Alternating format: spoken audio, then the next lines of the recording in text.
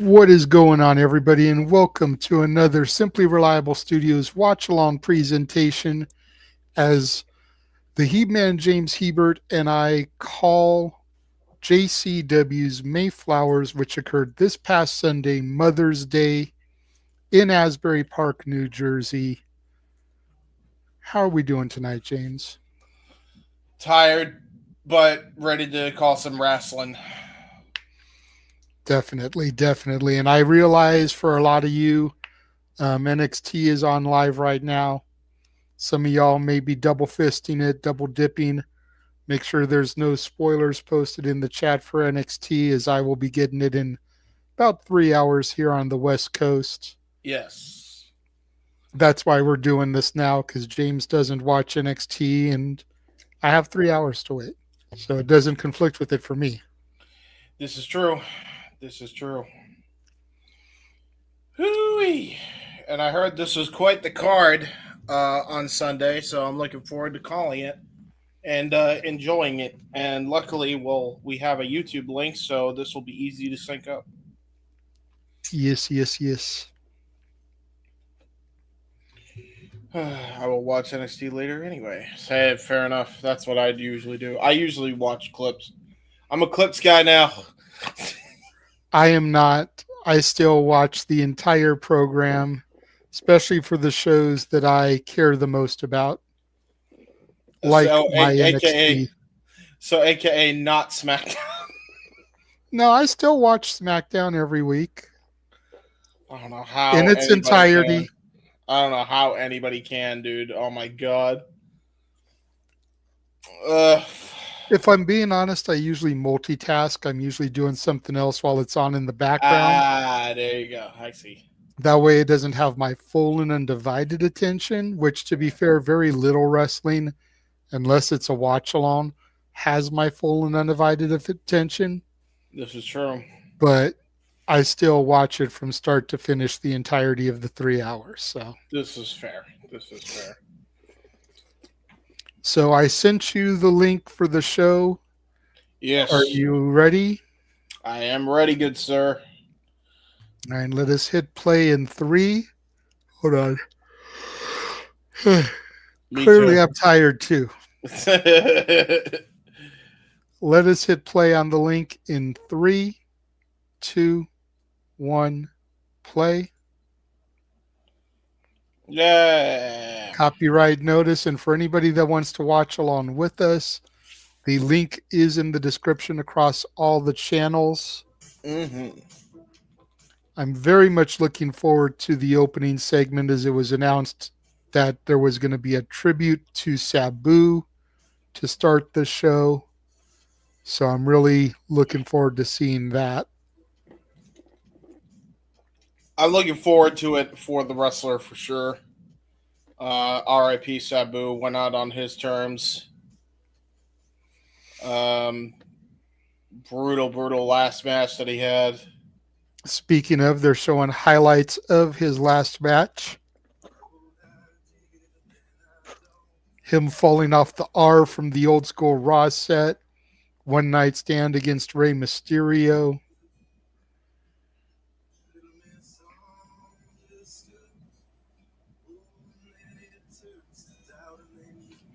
Him and RVD winning the tag titles in ECW. Embracing Janela, Arabian Facebuster from WWE.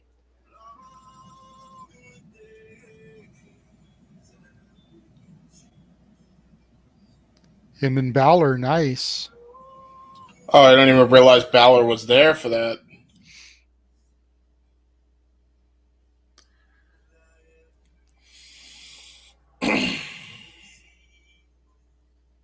Still crazy to think that there were like 2,000 people there for that show that they did.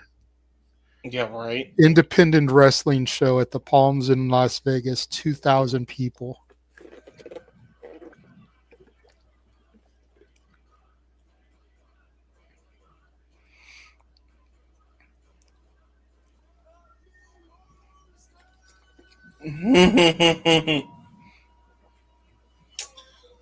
Oh wow! So JCW just has the same GCW ring announcer.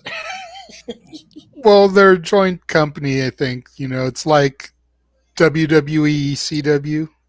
Yeah, I guess It so. was ECW, but under WWE. I think it's the same kind of thing here. Is that in the same arena that? It might be. Yeah, because it feels like it. It feels like the same roof height and everything.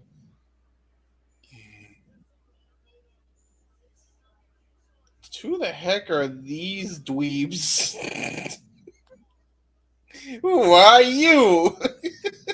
Who are you? Who? Who are you? What the hell does that say on their tag team shirt? I don't even know. Viva la something. Why do fans dry hump the wrestlers? This is not kosher. I do not approve. Oh, Okay, Jackson Drake. That's the guy on his knees. uh, uh, And Griffin McCoy. you take that in any other context, sounds crazy. He's the I know guy on his Jackson. knees. I know Jackson Drake from Evolve. He's a WWE ID prospect. He does a lot of stuff as the third man for Swipe Right. Brad Baylor and Ricky Stark. Ah, I see. Okay, gotcha. Brad and Ricky are the primary tag team, and he's kind of like the third man when they need to do trios type stuff. Do you know his tag team partner? Is he a part of Swipe Right or? No, I've never seen Griffin McCoy before. Dude No. looks like a 80s porn star with that mustache and shit. Yeah, we all know how well those go. But then here comes Jordan Oliver, Yeah, one half of the GCW Tag Team Champions, along with Alec Price. newest member of the Garbage Pail Daddy. Which one of the Garbage Pail kids and which one of the Garbage Pail Daddies, or is he I don't just know, but garbage? it looks like they have a new team name according to this graphic. I'm gonna blow this up real quick. YDNP. YDNP? Okay, Yes, YDNP. whatever that means. Well, like NYPD, New York Police Department, it looks like they just shuffled everything up to make a funny, you know, thing Is that there. So is that like an innuendo that we're I not? don't know. Must I be. have no idea. This is the first time I've seen them come out as this name. Every other graphic we've seen of them, it's just been Alec Price and Jordan Oliver. This is the first time I've seen them with a team name. So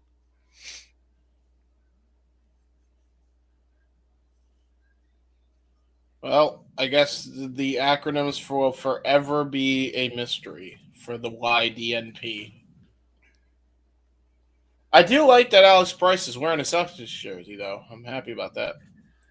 Larry well, Bird, in fact, they're actually. both wearing green and white. So, at least they're color coordinated. I wonder if they're Boston boys then. Shit. Our ring Uh announcer, who traditionally was having the team angle gear in Vegas, has an OG ECW breaker. Kind of digging that here. Not surprised by that.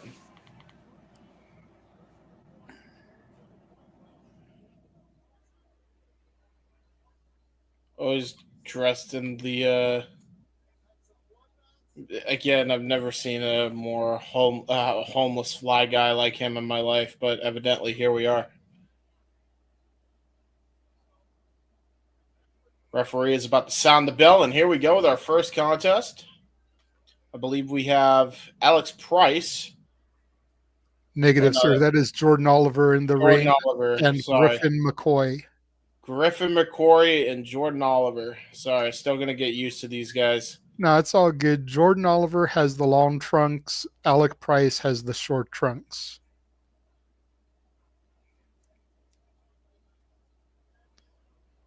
Strong collar elbow tie up here. Jordan Oliver, full head of energy.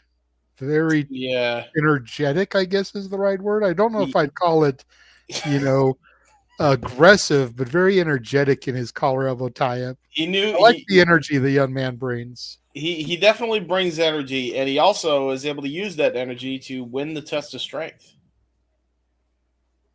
So there is that. Another lockup here, center of the ring. Griffin McCoy getting the upper hand, standing switch there by Oliver. Going to the arm wringer.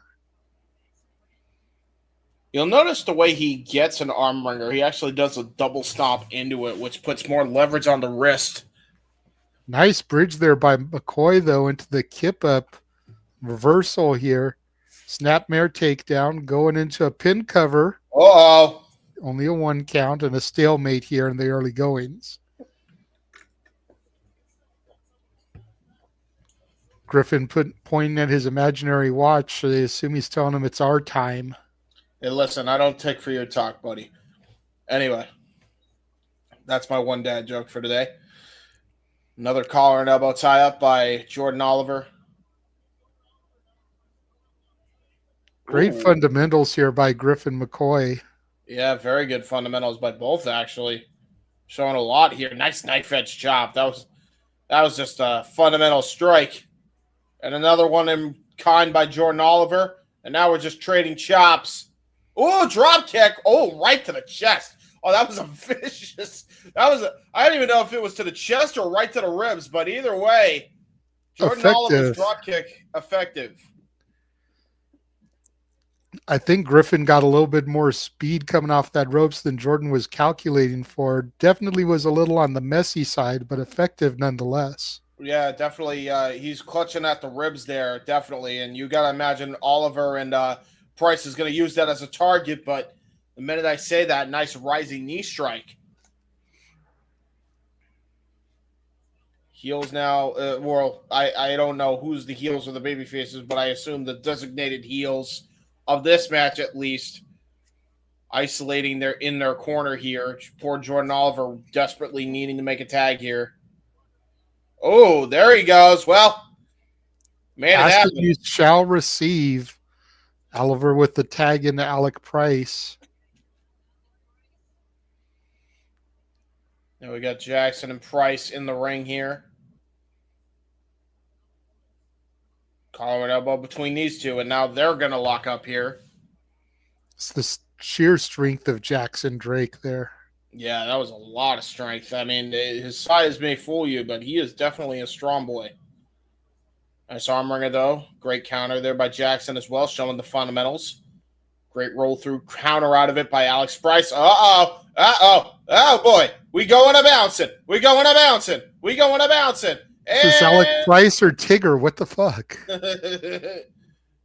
Nice cartwheel also to get the leverage out. Nice 619 arm drag. We've seen Alex Price do that in the past.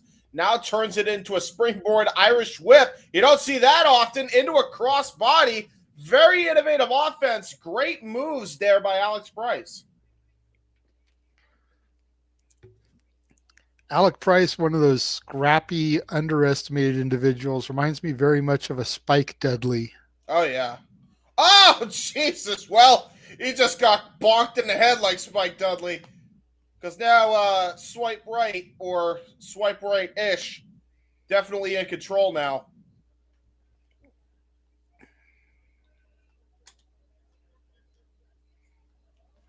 Uh-oh. Well, the minute I say that, the baby faces are like, nah, fuck that. Mm-hmm. Double Irish whip. It looks like we're going double for a clothesline. Double clothesline. One for the pants, one for the shirt. Ooh, good combination offense here by the new YDNP. Griffin McCoy chilling out in the corner, leaving Drake to take the majority of the beating here. Nice punch to the gut, into a Faymaster, into a low drop kick. And the new tag team champions showing they are absolutely cohesive. Yeah, no question. They haven't even had these titles for a full month yet, James, and they already look like they've been working together for years. probably because they have either against each other or training with each other in the past. But nice there by Griffin McCoy, dropping the top rope down, allowing Jackson Drake to toss poor Jordan Oliver into the ring post.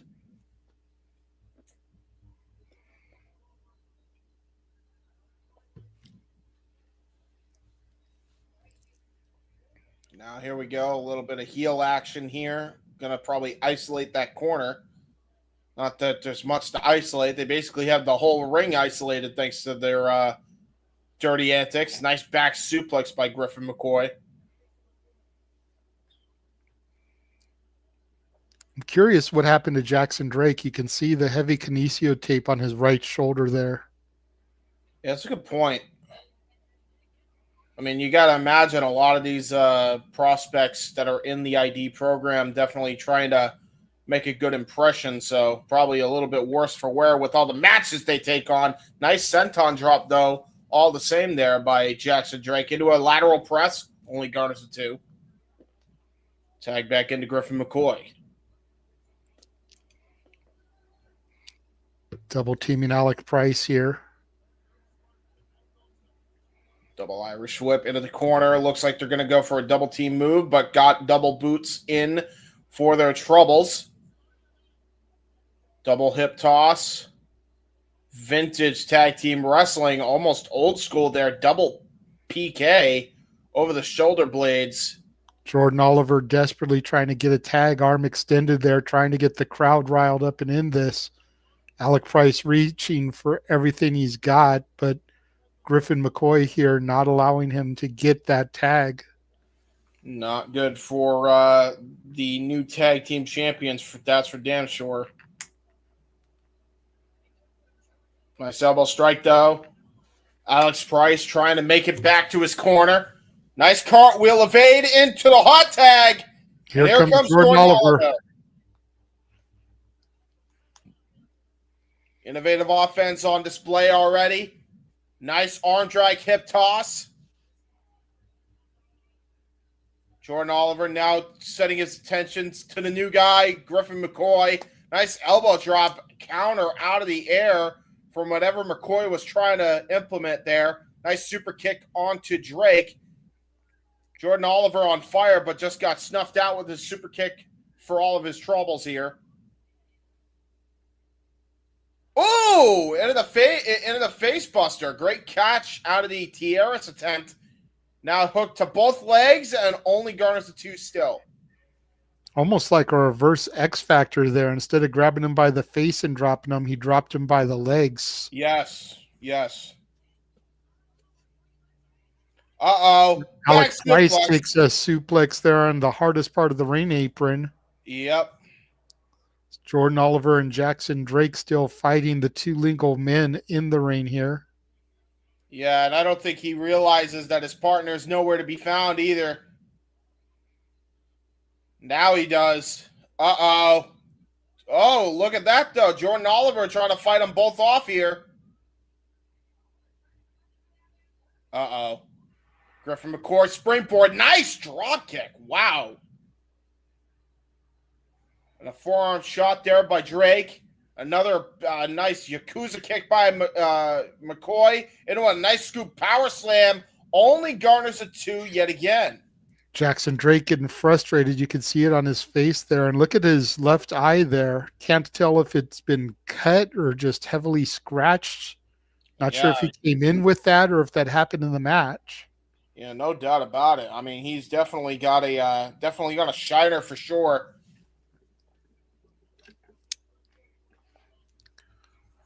Now look at that. Nice uppercuts, almost Kane-like uppercuts there by Jordan Oliver. Oh! Nice double chop there. Shades of Kofi Kingston. Now Jordan Oliver bounces off the ropes. Oh! Pop-up kick into a springboard stunner. Goes into a torture rack position. Oh, God, this is never good. Torture rack bomb! Into a cover. There's 2. And a breakup there by Alex Price. Just barely saving the matchup. Man, I was wondering where he was. He came in at the last possible second like a bat out of hell.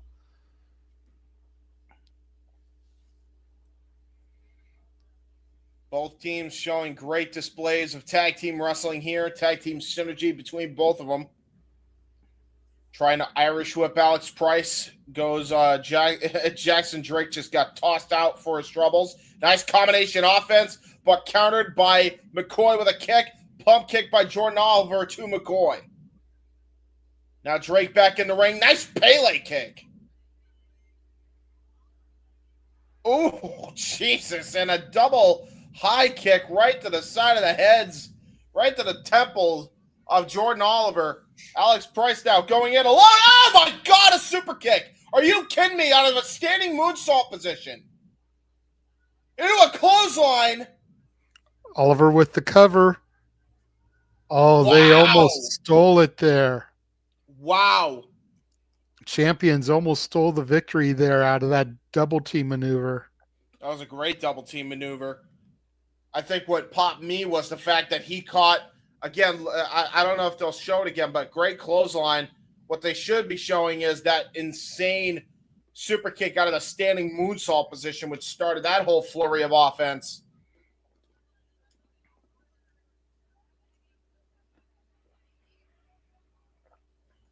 Oh, my Lord, that was a vicious shot there by Jordan Oliver.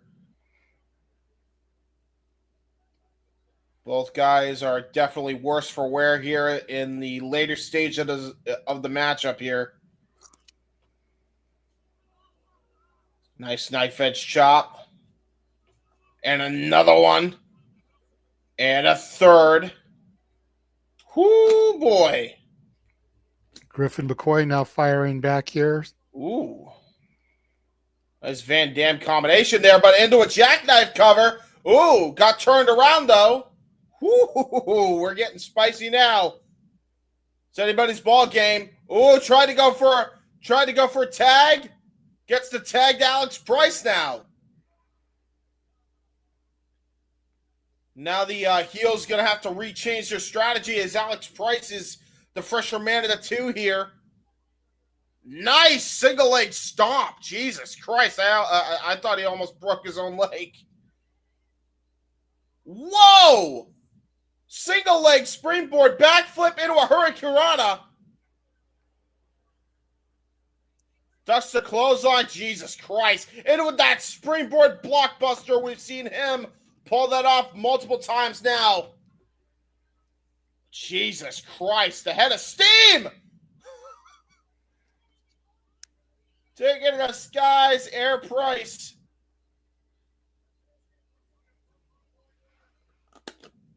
Looks like we're going to have a double team maneuver here. I don't know what these two are planning, and I'm scared. Oh, Jesus. There's that face buster. And into that springboard tornado DDT variation. That might be all she wrote, and it is. Fantastic opening contest here. Yeah, these four impressed the hell out of me, actually. Very good matchup. Very good. These four young guys right here definitely got a future in the biz.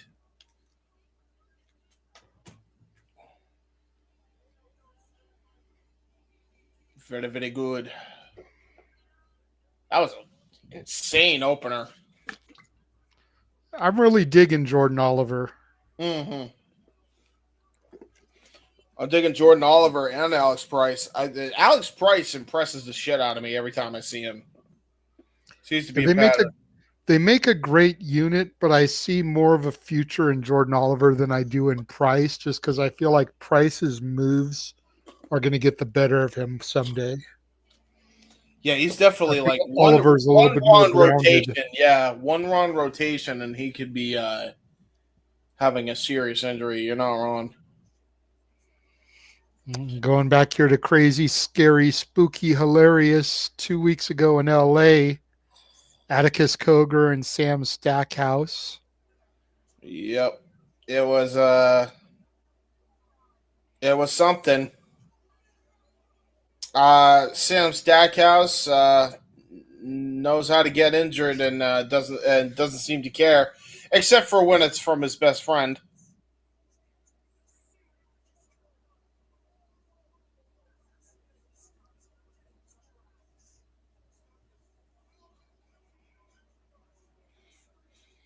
That was a damn good match. I'm not sure how many matches do we have, JJ? I believe there's either 7 or 8. Yeah, the sweet spot usually. Oh my god. CJ Os. How do you say his last name? KJ or so. KJ Orso. Thank you.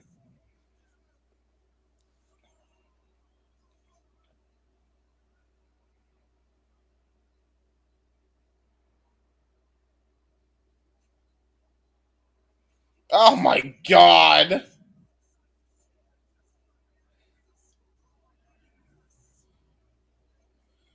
Yeah, like seeing KJ on this vicious streak is crazy, dude. Mm-hmm.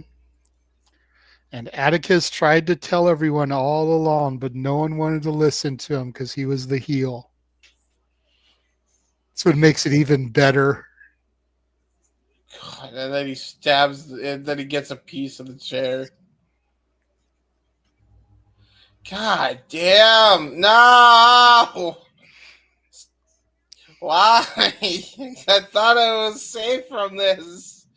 This is JCW, not GCW. That double stop finish is fucking sick, though. I'll give him that. Double curb stomp finish. Heels are always in the right. In the heels are always right in the end. James, you never safe. Yeah, I know. With a GCW show, I feel like that's accurate. Any GCW collective show, I feel like that's the case. Even on if I see another Dragon Gate show, I'll just see a GCW recap of some kind, and then I'll be like, no.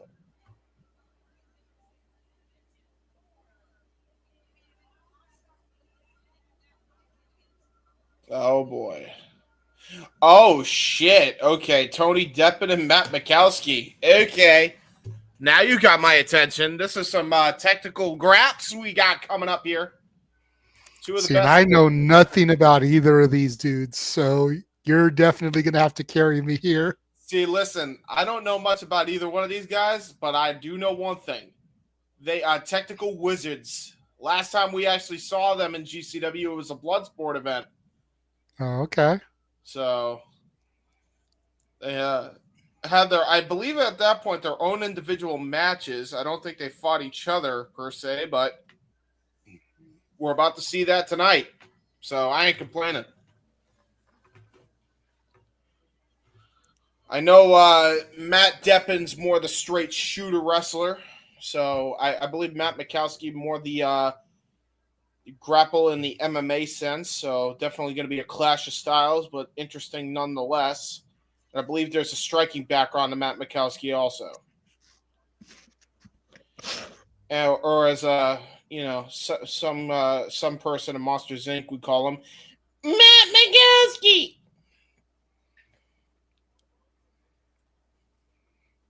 If you get that reference, you like Monsters Inc., and I approve.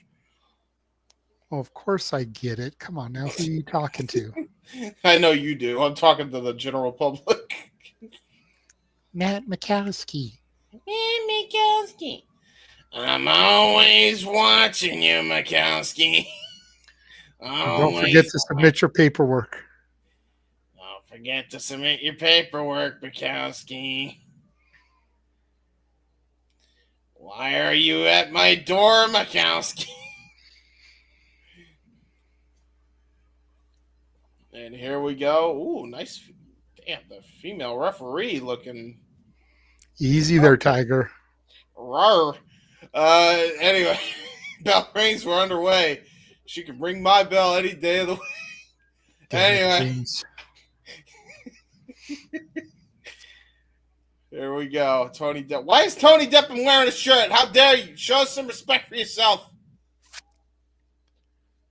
Actually, no, that's smart. Actually, why do more wrestlers that are technical not wear shirts when they have the option to more often? Because that's actually brilliant, because then you can't get grappled. Tony Deppen just sliding around the ring looking for the lockup here. Here we go. Nice. This is just some mat wrestling clinic stuff here between the both. You can definitely tell Tony Deppen definitely outclassing Matt Makowski in the mat game department. We'll see how his jiu-jitsu background comes into play here. Oh, wow, look at this now. Tony Deppen with an octopus stretch. Jesus. Has it cinched in deep. Nice Yeah, he switch does. there by Matt Mako. Yeah, Mako. I'm calling him Makowski. The announcer announced him as Mako. The graphics said Mako on the screen.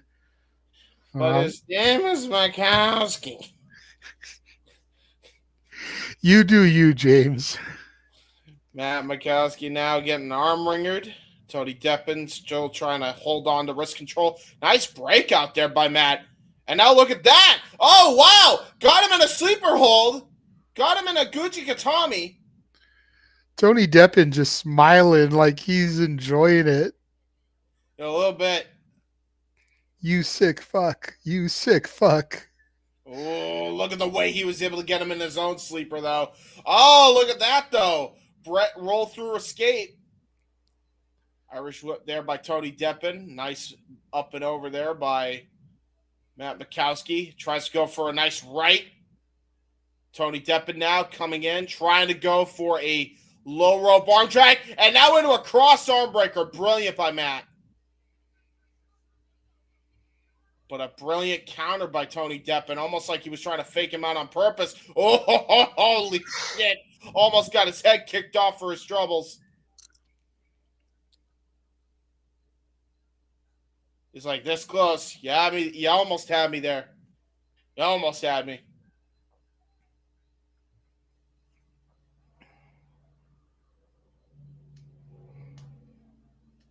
I think we're just about to go into a striking contest. Oh! Matt Mako just pushing Tony Deppen down. Tony taking his shirt off now. Now it's time to get serious. Now it's time to get serial. We're forearm striking. Oh, no. By the way, I don't care what anybody wants to say. Oh, the forearms look fake. They're not fake. Those sons of bitches hurt. Yes, they do. Nice boxing combination here by Tony Deppen, trying to go for a backhand right afterwards. And there's that karate expertise, the striking ability of Matt Makowski, trying to go for a PK to follow up. But Tony Deppen wisely rolling to the outside of the ring, possibly regaining some composure, rethinking his strategy before he goes back into the ring.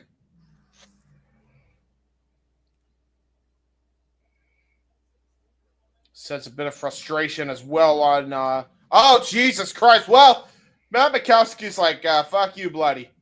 Running cannonball there from Makowski. Yep. Onto the concrete floor, mind you. As Mako brings him back in. Nice kick right to the arm, right to the elbow, pinpointed the elbow.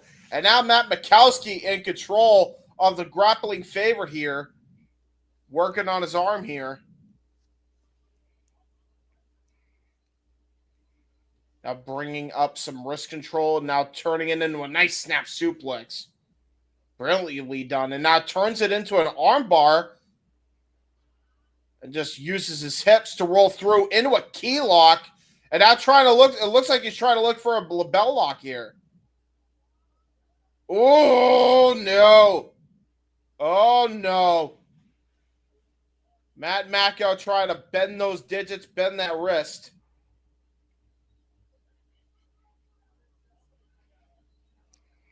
Tony Deppen just, Jesus. Wow. Driving forearm strike. Wow, dude. He was just beating the shit out of poor Mako. Oh, Lord.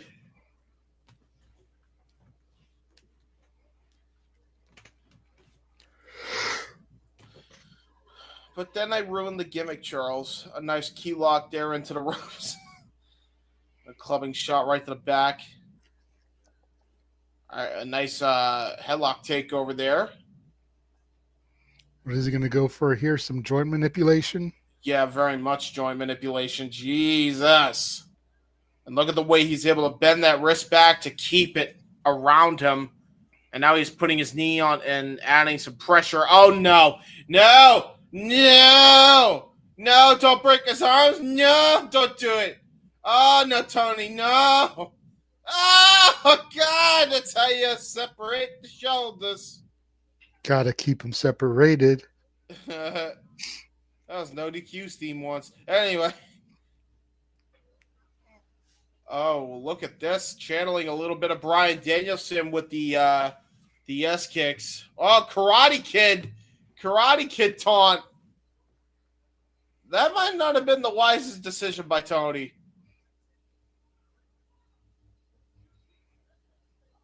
And there's some of that fighting spirit coming into play. Ooh, what a spinning back elbow. Shades of Andrade with that spinning elbow. Into a rolling Sullivan and a nice butterfly suplex by Makowski.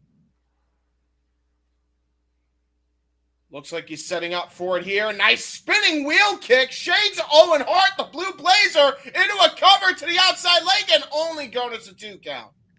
Wow. That was brilliant. I really was not expecting an Owen Hart like spinning wheel kick. Oh, God. What the hell?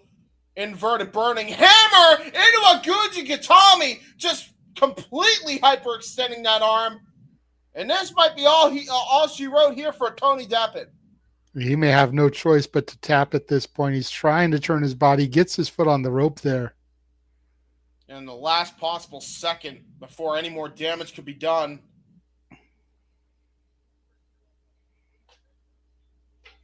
Ring awareness is definitely in the strong suit for both these guys.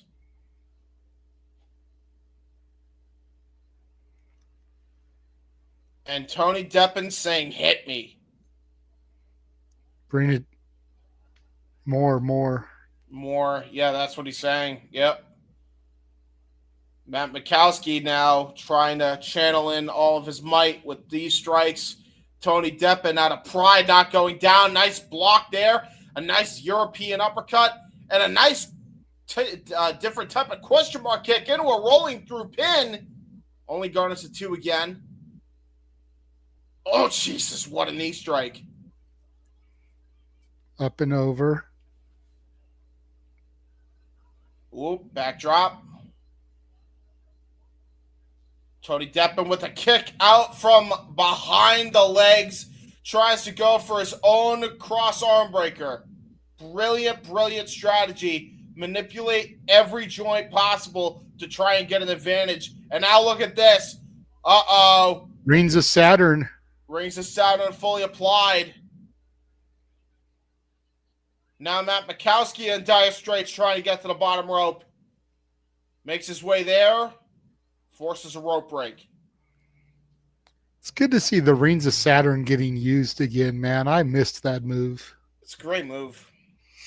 You know the last person that in the mainstream wrestling that ever used that was Batista. And that's a damn shame because Batista is not a submission wrestler. No, which means it probably looked sloppy as hell.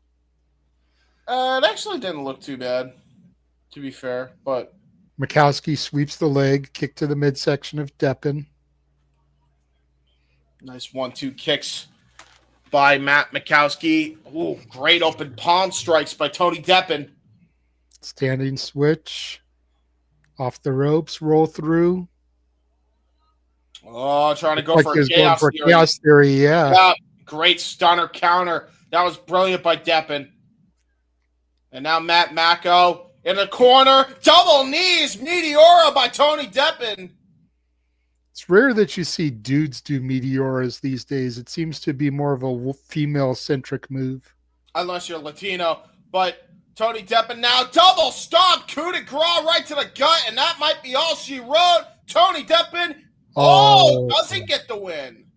2.99. Wow, okay, I bet on that.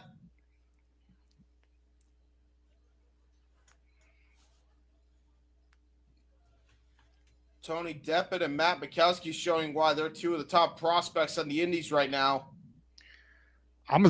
This might be a bold statement, but it's going to take a lot to top this match here tonight. Yeah, dude. They're pulling a Shawn Michaels, Razor Ramon right now. Nice forearm strike there by Matt Mako. Shot right to the kidney. Trying to bring him down with the top rope maneuver. Oh! Tony Deppen blew a booger in the face of Matt Makowski. Matt Makowski. Oh, no. And now it looks like he's going to try to go for a suplex to the outside or a brainbuster from the top. Not sure which. Either one can't be good, but it do not matter. Matt Makowski turns it into a suplex into the ring. Turns it into a flipping power bomb. How did he not get a 3 count off that? That's what I want to know, James. Jesus Christ. That was ridiculous. Suplex into falling release power bomb, sit out, and still doesn't get the win.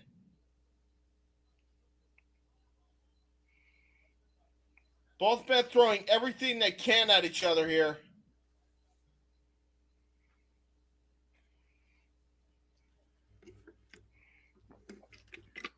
And now we got Tony Deppen showing a bit of defiance here. Matt Makowski is like, oh, tried to go for a spinning wheel kick, got caught with a karate kick instead. And now Deppen is staggered legged into a cover. There's 2, still kicking out. And now I think he's going to go for the submission. This might be all it wrote. Oh, wait a minute. Up kicks. Deppen fighting out here.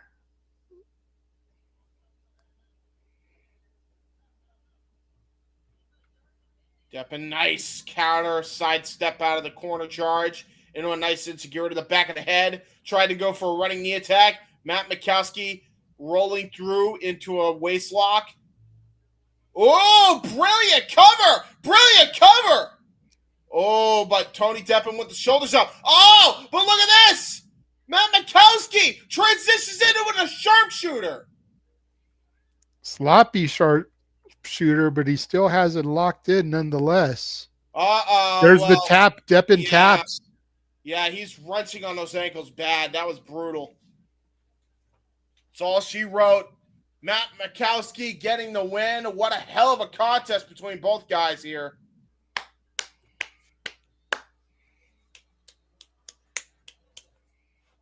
Very well done. Very good match. Matt Makowski is now going to get to be the #1 contender for the JCW Championship. Depends who walks out of here with the title tonight, though. This is true. I mean, Matt Makowski definitely just put a stake to his claim there for that. Uh-oh. Speaking of the JCW champion, Masha Slamovich.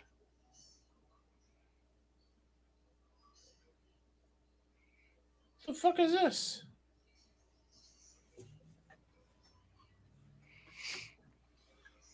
The cardinal sin, forgetting where you came from.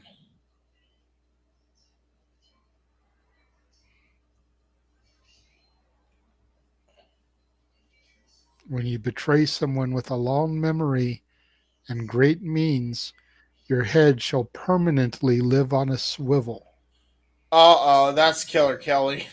You took something from me. Now I want to take the 2 things that mean the most to you, the JCW World title and your livelihood. Calling all fighters, all mercenaries, all villains. Kill Masha. Huh. Well, we'll see if Timothy Thatcher can get the job done tonight, as he is her challenger for the JCW Championship. What the hell is this? Fox Snatcher? Huh? The fuck is Fox Snatcher? And why does it sound so wrong? Because you make it sound wrong, James. It's how it's spelt. It's literally spelled Fawke, Fawke, Snatcher.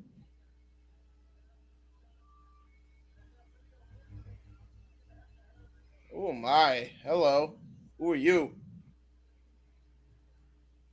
Oh, that's Becca. Oh, I remember Becca. She was in that crazy ass goddamn battle royal that we saw. So that's a great first impression.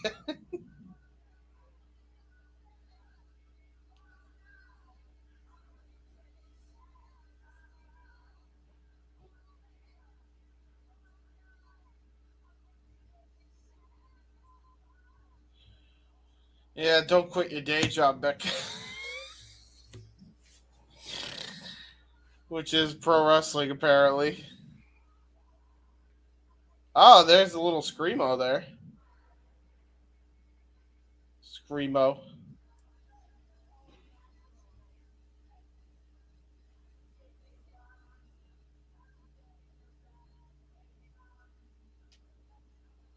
Okay. What is happening? Uh, I'm tired. It's too late for this shit. she's Becca. We On God. know.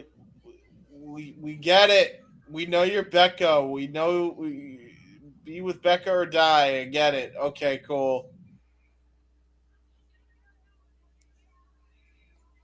Yay! Somebody had the courtesy to interrupt. Oh, who did? Zayda Steel. Hello, Zayda. Where am I? Everybody looks looking fine in this matchup. Well, almost everybody. There's the referee. Who's the heel, though? That's what I want to know. I assume not Becca because Becca homegrown and Zeta Steel WWE ID. So I Well, think but we know who. people were booing Becca and her performance.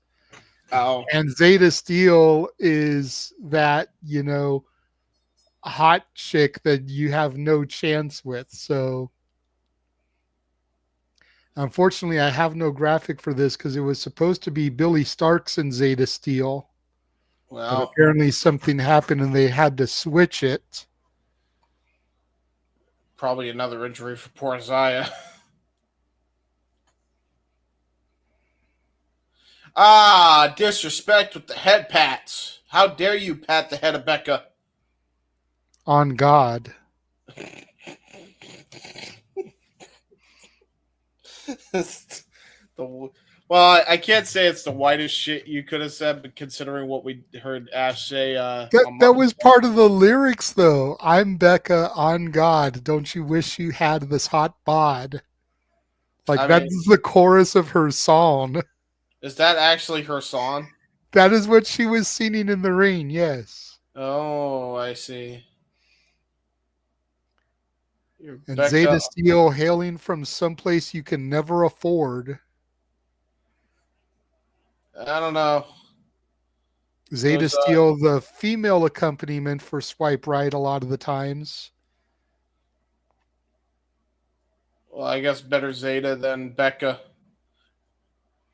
PK to Oops. the back of Zeta Steel there by Becca. Shotgun drop kick to the spine. Don't forget, Zeta Steel is the young lady that we saw a human tornado take from corner to Yes, corner with his move in the clusterfuck battle royal. I do remember this. Nice snap now. Nice Clothesline. clothesline takedown by Becca. Hooks the leg, gets a 2 count on Zeta Steel. Good clothesline there by Zeta. Zeta definitely showing that maybe WWE should not be overlooking her either.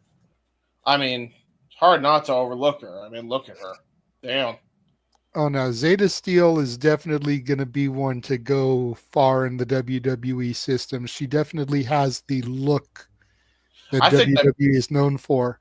Well, I mean, she's got the blonde, but I'm saying I like my jet black too. I mean, they both look great.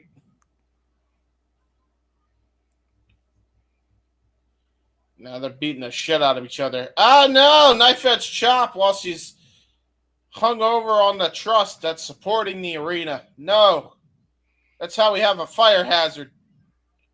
That I'm thing sure collapsed. she We're is all hungover. a little bit. I'm tired, hungover. There's a difference. Lum blower. Code That's been. breaker. Oh yeah, Trey breaker. Yeah, because Trey McGill.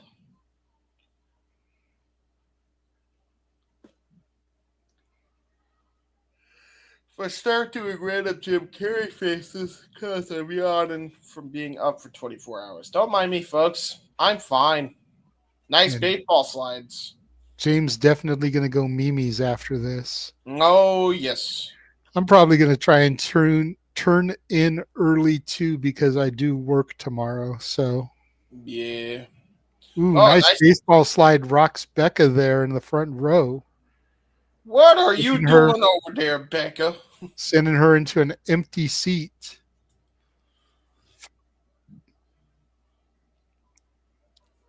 Apparently, Oof. the sign of Chop her to the look. titty. Chop to the titty. Yeah. Makes Zayda Steel stumble into another empty seat. Apparently not a sellout crowd here. Well, yeah, it wasn't Some gonna be open that seats guy, there. but well, I mean, to be fair, it could just be chairs for the cameraman to sit. That's fair. I just was making a haha. Not sold out because cameramen need places to sit. That's No, but my as we can see from that camera angle, there's actually people on the hard camera side. oh Like 100. some companies. Nice kick right to the gut. By the way, that was brutal. Poor Zayda Steel not going to be able to have babies after that one. Nice kick out though. Crossface. Watching the crossface there. On God. I hate it. So would you rather have Becca sing or that one Joshi chick that had the K-pop I'd gimmick? rather Becca. Wow, okay. I think I'd rather have the other chick personally. Nah. Because at least we saw that she can do it without the shtick. Ooh, good head kick though by Becca. Gonna go for a fireman's carry. Ooh, Into a Ushigoroshi. backbreaker. There's two and a kick out.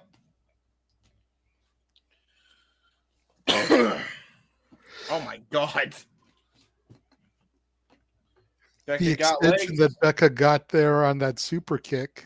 Yeah, Becca got legs and she knows how to use them.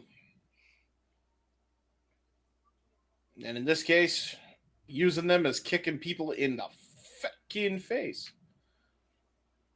Not the fucking face. Oh, yeah, absolutely the fucking face. And now, elbow strike right to Becca's fucking face. And now, there's a schoolgirl. Oh! Hey, Feet on the ropes. No! Zayda Steel stole one here. Zayda Steel, no! Heel shenanigans, win again! Win if you can, lose if you must, but always cheat. Becca taking it back in the ring.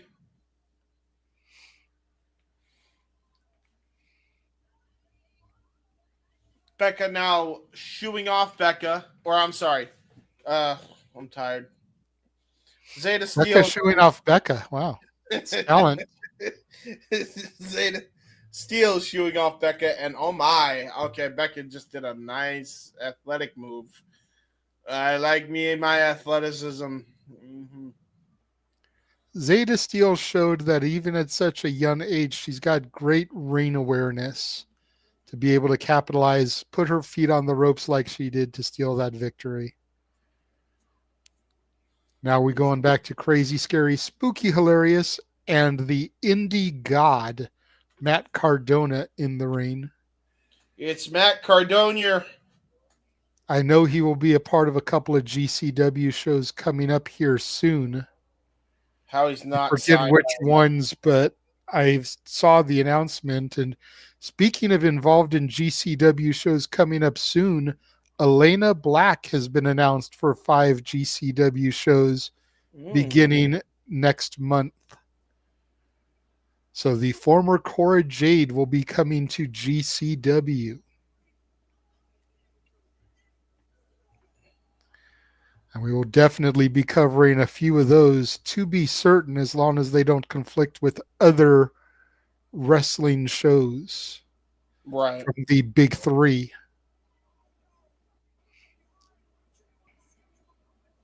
I forgot Mance Warner is now with Matt Cardona because of Steph Delandra, who's friends with Matt Cardona.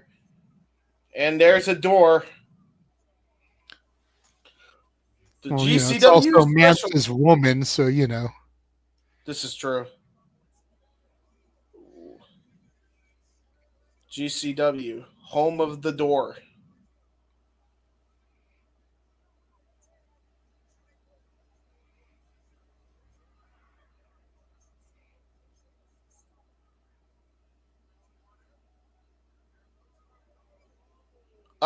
Tried to stab somebody with a screwdriver. And Mance Warner paid for it with a steel chair shot. And then the Rough Rider. Rude. Rude by Matt Cardona. Big heel energy. Very big heel energy by Matt Cardona. There it is. Thursday, June 12th, JCW World Championship. Masha Slamovich versus Matt Makowski. For now. But of course, we've got to see if Masha can survive until then. She's got quite a few dates where she'll be defending the JCW Championship between now and then. First up, Timothy Thatcher. Mm-hmm.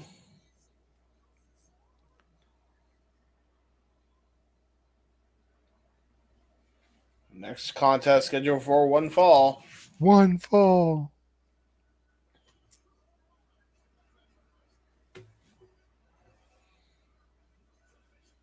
See, I like this show. This show doesn't have any of those weird ass weapons. Let's not get ahead of ourselves. Woo! Jonathan Gresham!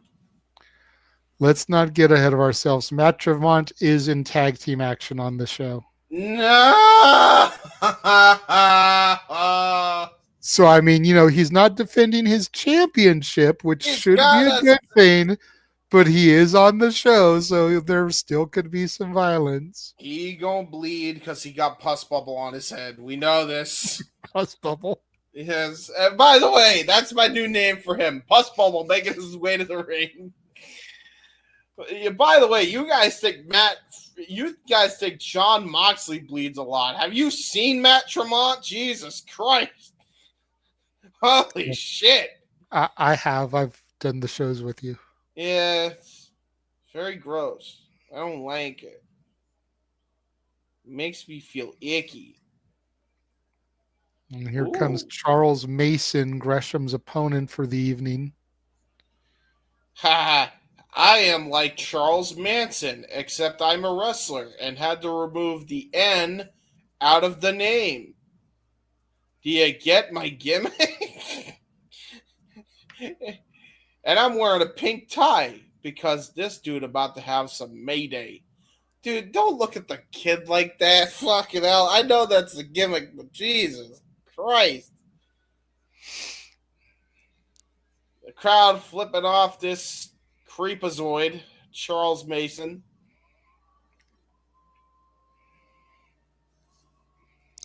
I've only seen Mason once or twice, but if I remember correctly, he's actually a hell of a technician. Do not be fooled by the gimmick and the wardrobe. Oh, I'm sure he's great. I mean, look at who they put him in the ring with. They're not going to give him Jonathan Gresham if he's a slouch. That's fair. That's also very fair. I mean, last time that there was anybody that was perceiving to be a slouch, Tony Khan got an earful, so we know that for a fact. Referee calls for the bell. My favorite referee. Gee, I wonder why. James wants to snap that ginger. I want to slap into that, Slim Jim. Ooh, yeah. Dig it. Dig it. Hong Kong hoops.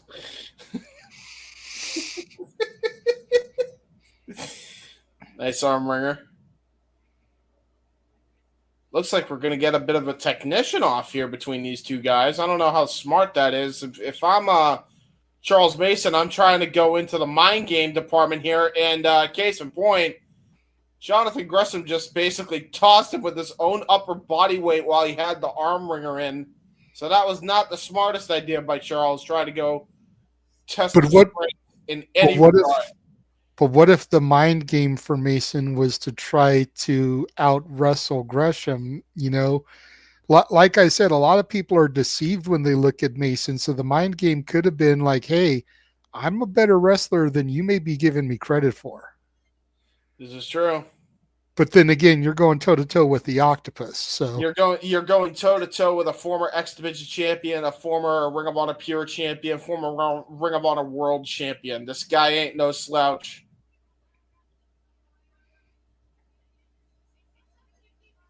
Why are you licking your fingers? tastes blood and he likes it. He's weird. Why is there so many freaks? God damn it, GCW. Why do you have so many freaks employed? Nice Hurricanrana by Jonathan James, where did wrestling begin? Carnies. Yeah. Sure. So why are there so many freaks in GCW? Taking it back to the old school, the carnival roots. It's one of the things that I'm really kind of getting into here with GCW is their attention to characters. They may not be the greatest characters, but it's attention to character work. This is true. Nice kick to the leg and then a nice drop kick to follow up, though, by Gresham. And because it's the indies, they're not corporate characters. It's an extension of what the talent wants to do. This is true. That shows their creativity. It's one of the things I always loved about the indies is you didn't have some office saying, well, you're going to be a cult leader and we're going to call you Charles Mason like Manson. It's like, no, this is what this dude wants to be. Yep. Fuego del Sol is what he wanted to be. Matt Tremont is what he wants to be. All these different gimmicks. Atticus Cogar, a corporate office didn't come up with these. These are all extensions of the actual person, which is what makes characters connect and work, is when it is in a part of you that's just been amplified.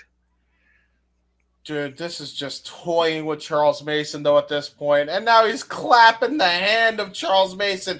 Mason's defenseless. He can't fight back. And now he's just getting stretched. He's slapping the boot. No. He should be slapping his knee. Say it's a real knee slapper. Mason just spit something in the face of Gresham. Oh, God. Well, I don't want to know what the hell he spat in his face, but okay.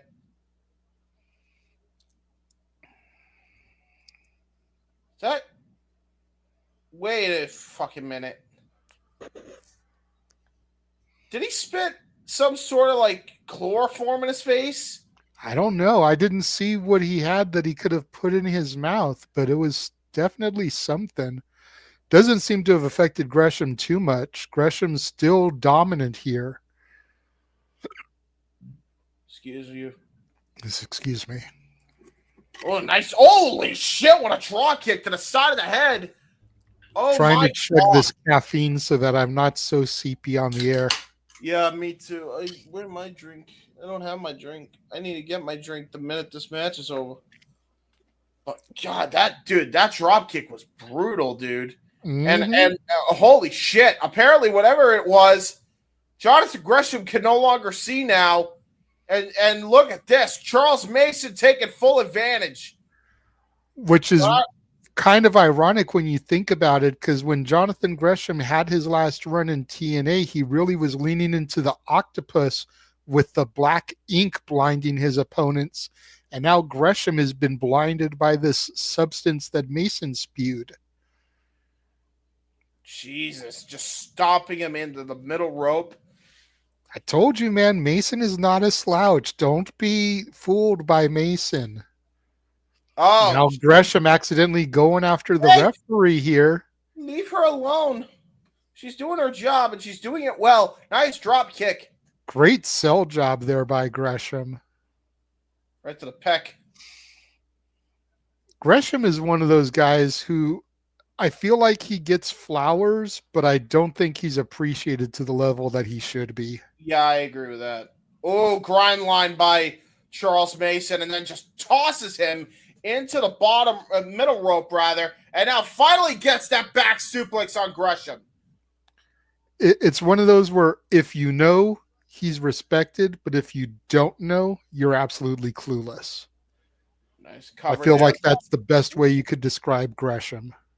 Brilliant way to get out of that pinning predicament, though, by Jonathan Gresham. You'll notice he used his head and neck to alleviate using any more energy than he has to kick out of that pin attempt. Now Mason going for the sleeper here. Yeah, makes sense. Brother may not have a pretty move set, but it's sure as hell effective. Referee going to check Gresham, but Gresham didn't even barely go down for a 1 count. Gresham trying to get to the ropes, gets there. Mason's going to have to break the hold.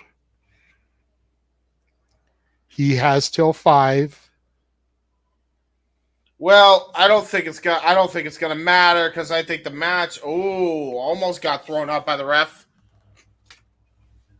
And Gresham using the opportunity, knowing Mason was in the corner there, just lighting him up with chops and stomps.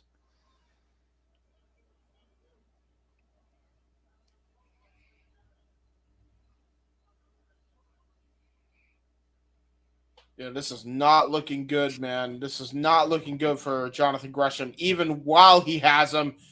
And now he's trying to choke him. I don't think it's going to matter too much because he's still blinded by whatever substance got in his eye. Blinded by the light. And now he's asking the referee for some water so he can pour it into his face. Charles Mason, having none of it, just tosses Gresham into the post. And now Charles Mason got him in a top rope choke. Jesus, dude. He's got Gresham dangling there, man. This is not the 1930s of the Mid-South. Wow, dude.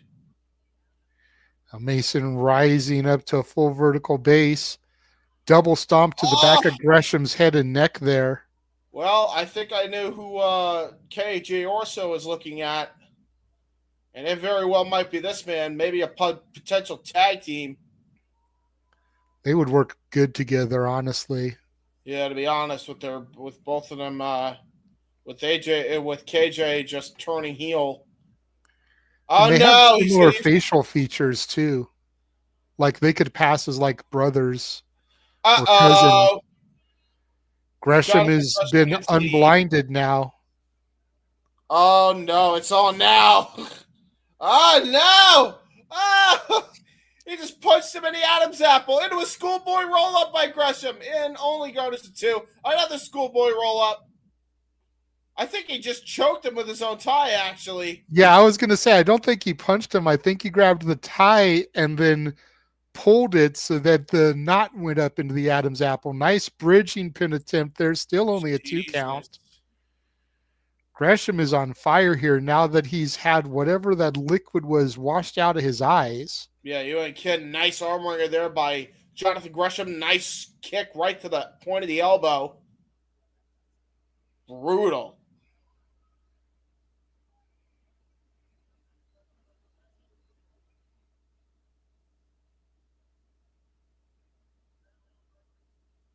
And now look at this, Gresham. But the guy try and go for a German here on Charles Mason, who tried to blind him in this matchup. Going to try to deliver the pain here. But Charles Mason fighting back, fighting out of it. And now in the sleeper hold again. Trying to keep it on tight this time, but oh no! The fingies about to get bent. The digits get fucked with. Irish whip with the digits. The phalanges compromised. Oh, nice dodge and roll through out by Charles Mason. And all that to just bite him in the head. Well, whatever works. Another illegal choke near the ropes. What else is old? Uh-oh. And he's about to get his fingies broken again on the other hand. Oh, no. We got an impromptu arm wrestling contest. Oh, Jesus, an STO. And he's got an iron claw. He's got an iron claw. And Charles Mason. Oh, wait a minute. He almost won it. He let go too early. And now look at that. Cradle by Jonathan Gresham only garners a 2 count. Oh, my God. What a brutal hip toss by Charles Mason. And a Meteora by Charles Mason. Oh, my God. Holy shit. What? Pops Gresham up into a Spicoli driver there. Hooks the leg. 2.99. Wow. Mason okay. almost beat the octopus off that exchange. That was okay. Charles Mason just won me over. Told right, you. Yeah, he's cool. All right, yeah. Y'all motherfuckers need to stop doubting me when I tell you shit. Like, dude. Oh no. Oh no. What is this? Fish hook, maybe? No. Don't do what I think you're gonna do. No, please don't Gresham do what I trying to think block it. Oh. Bump, standing switch. Oh. Oh, broke the fingy. Oh, but still got that Cobra clutch in. Man, this is crazy how evenly matched these two are. Mm-hmm. Now look at this, Jonathan Gresham. Try to go for something. Ooh, nice leg trip. And now there it is. Ankle lock. It's done. It's done. All Jonathan Gresham has to do now is possibly grapevine this. And it's going to be all she wrote for Charles Mason. Don't know. Look at that. The long legs able to kick Gresham off him. Yeah, and able to push him into the ring or outside of the ring. And now low blow with the bottom rope. Kicks the cable right in his testicles. Right in the Greshams. Mason grabbing some water now.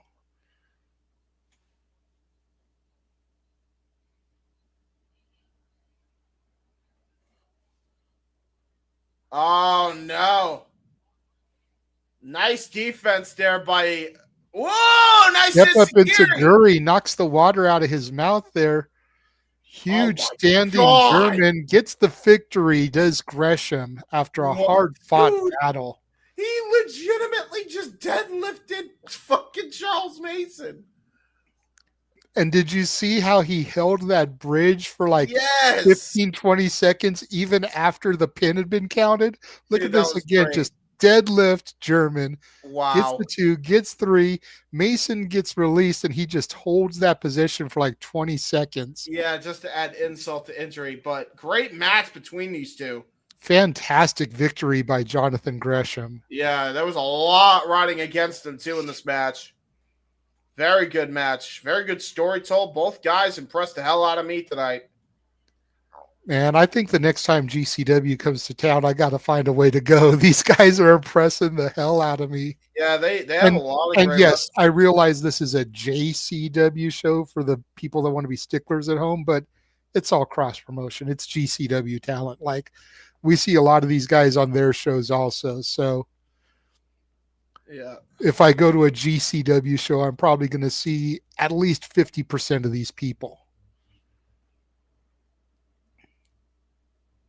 now let's just hope that they don't book another old man and then try to, maybe a little bit too insistent on him coming back like they did the last time. Please, guys, let's not do that again. Glad he got his moment. Courtesy of WXW. I do know we have a WXW championship match coming up, so we may be getting ready for that. Yes, that man, the one called Manders, won that tournament, actually. Yes, and he's going to be taking on somebody you're very familiar with, James, Filthy Tom Lawlor. Ah, Filthy Bro. Well, I am going to take this opportunity while they run an ad to get me drinky so I don't pass the fuck out here. In my seat.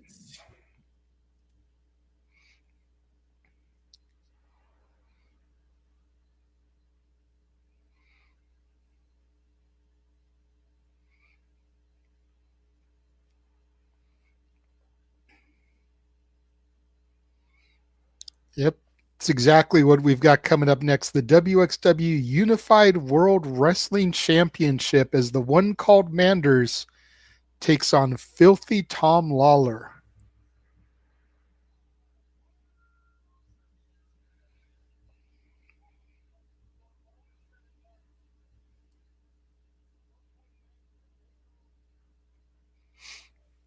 Here comes Filthy Tom Lawlor coming to the ring first of all. One half of the Filthy Bros, along with the original bro, Matt Riddle. Riddle, of course, the MLW champion currently.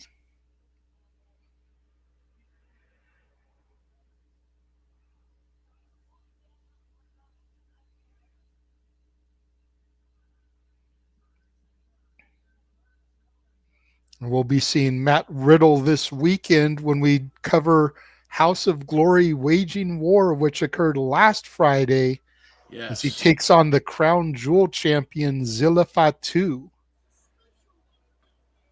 The other Filthy Bro will be in action for that one. Should be an interesting matchup there. I'm looking forward to that show, dude. As soon as I found out that Indy Hartwell versus Miyu Yamashita was going to be for the championship, I became even more invested in that show. Yep. I'm curious what happened as far as Megan Bain goes, though, to why they had to strip her. I know storyline wise, they're saying that she hasn't defended the title. I'm curious if it goes deeper than that with the potential Tony Khan JD from NY controversy, and Yeah. maybe Tony isn't allowing Megan to come, or maybe it has to do with they wanted Megan to lose the title to Mercedes and she didn't want to do it, and so they're stripping her so that whoever wins between Miyu and Indy can essentially be the one to lose the title to Mercedes. It could be a number of things. So what you're saying is Megan Bain actually had standards Possibly.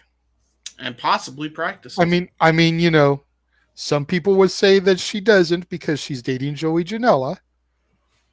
But, you can't scoff in the face of love, regardless of who the dude is. So I actually that's why it had nothing to do with Mercedes. That has it does have everything to do with JD though, because JD and Joey Janela do not like each other. In fact, but that's got nothing to do with Megan. Yeah, but Megan is Just her because Megan boyfriend. works for the company and JD has to call her matches doesn't have anything to do with Joey Janela and JD. You guys can say what you want about JD, but he has proven that when he gets behind the headset on the shows, he can be professional. Yeah, that's he just needs to be allowed to do his job. What he does in his own time, on his own pod, in his own space, that is his business. What he does when he puts this headset on for House of Glory is something completely different and should be judged to a different standard. As the referee calls for the bell here in this WXW Unified World Wrestling Championship match, the one called Manders versus Filthy Tom Lawlor.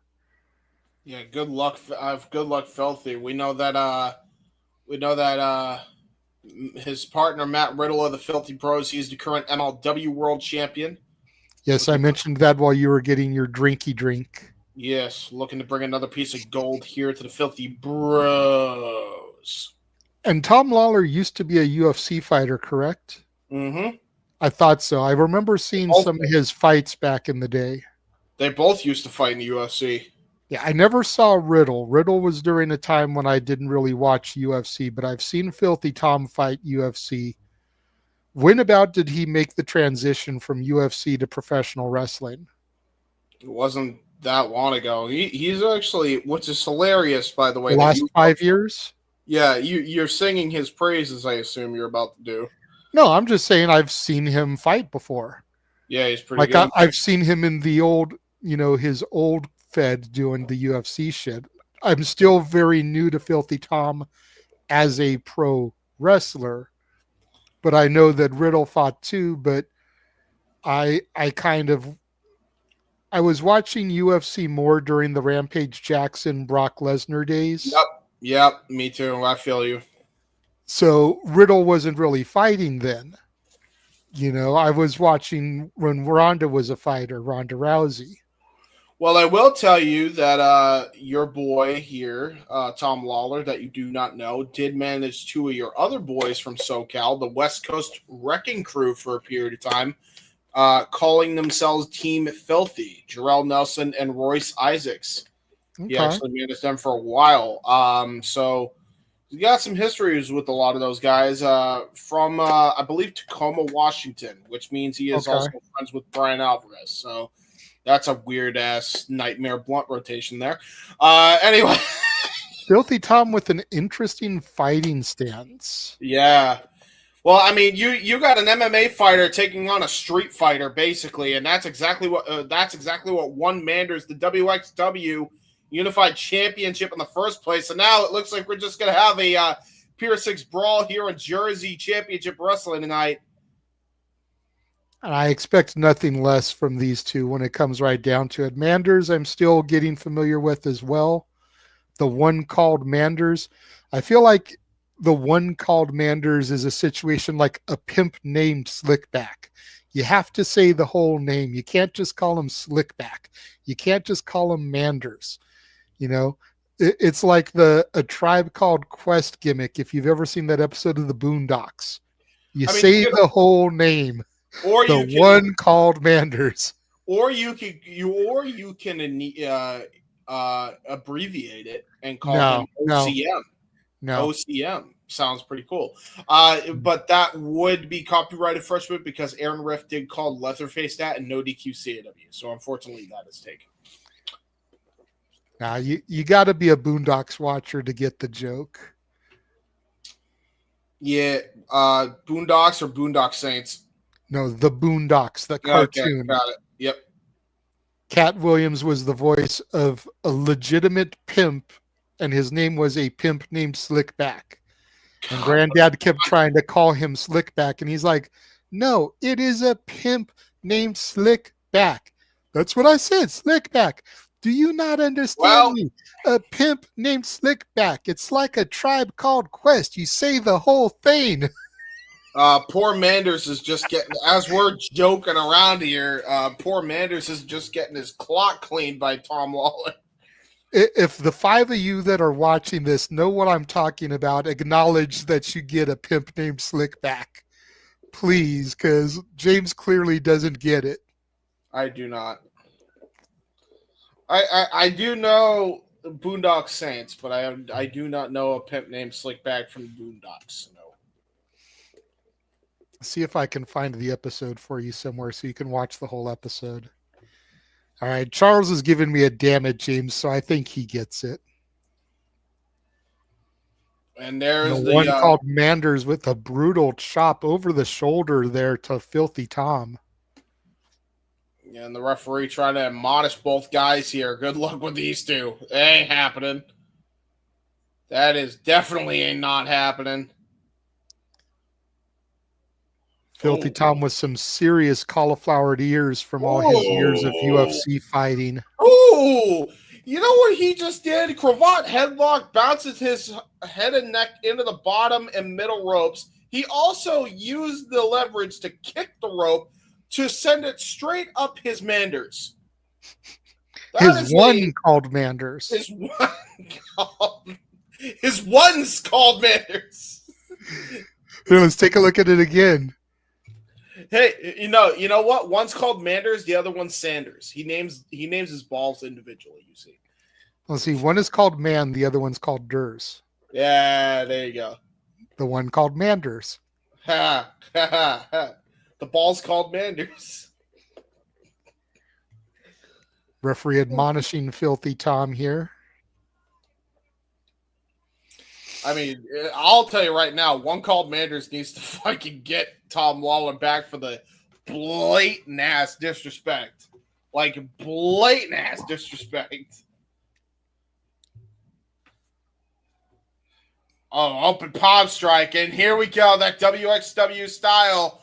The one that Gunther made so infamous, made him a WWE Hall of Famer coming into play, but unfortunately got dropped toe hold face first. Jesus Christ, into the bottom turnbuckle. And that was a brutal landing, by the way. Head ricocheted off the mat. So his head trevored off the mat? Fuck that dude. The less mention of him, the better. Nice shoulder thrust there by Fifty Tom Lawlor. Oh, wait. Hold on. Before any tribalists come after me. Javon Evans was no better. All right, thanks. Yes, I heard your space. Uh-oh. Suplex. Nice one by Manders. Nice float over vertical suplex there. Oh my God, we got a kid like running all over ringside. That's not good. That's a hazard. Kids becoming his man. The kids are becoming Manders' manager. Look at this. Nice clothesline. He's channeling their energy. By God, Manders, one for the people. And now going for the Oklahoma Stampede. By God, here's a cover. There's two and a kick out. Damn it, James. I can't take you seriously right now. I'm tired and this is the best you can get. I appreciate it, but damn it. I am in a third plane of existence right now. Uh-oh. Manders charging up the Lariato Stan Hansen style, but got caught with a discus punch and a nice single knee codebreaker into a pump kick and now into a Gucci Gatami. That was brilliant. Okay. I may be in a third plane of existence, but I can admit that shit was impressive.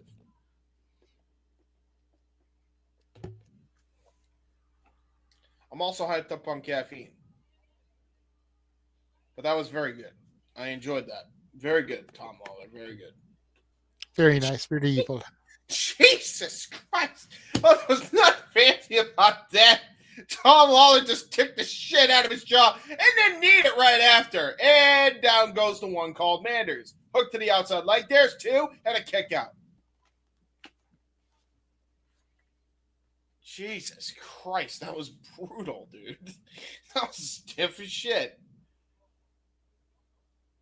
Uh-oh. Figure four. Oh, my goodness. Got it locked in.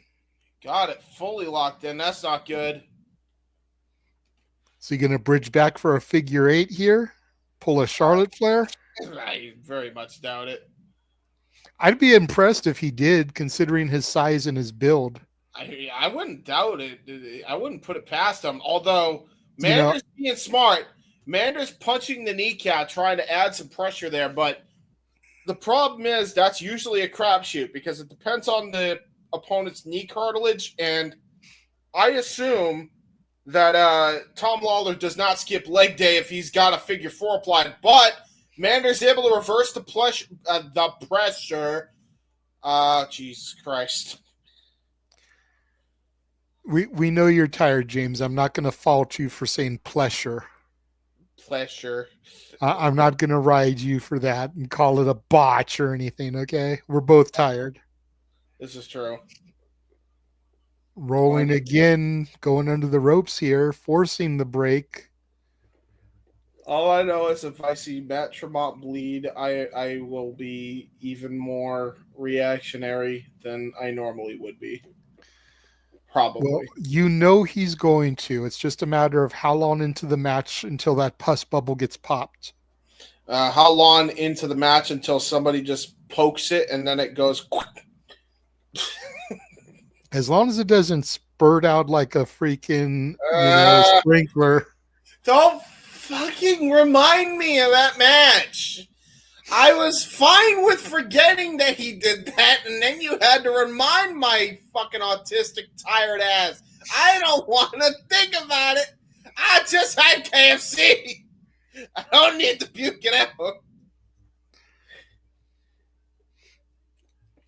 Do the KFCs near you have the chicken and waffles yet? Yes, I want to try them so bad. I just don't have the money. I don't have the money. Dude, honestly, I ain't gonna hold you. When I get the karaoke check, that shit's going to chicken and waffles at KFC. I'm gonna be real. That's just going to chicken and waffles. Anyway, got a match to call. There was a lot of brawling on the outside, guys. You didn't miss much. Nice. Ooh, Boston knee party to the back of the head by Filthy Tom Lawlor. Lateral press and Manders with a kick out. Jesus.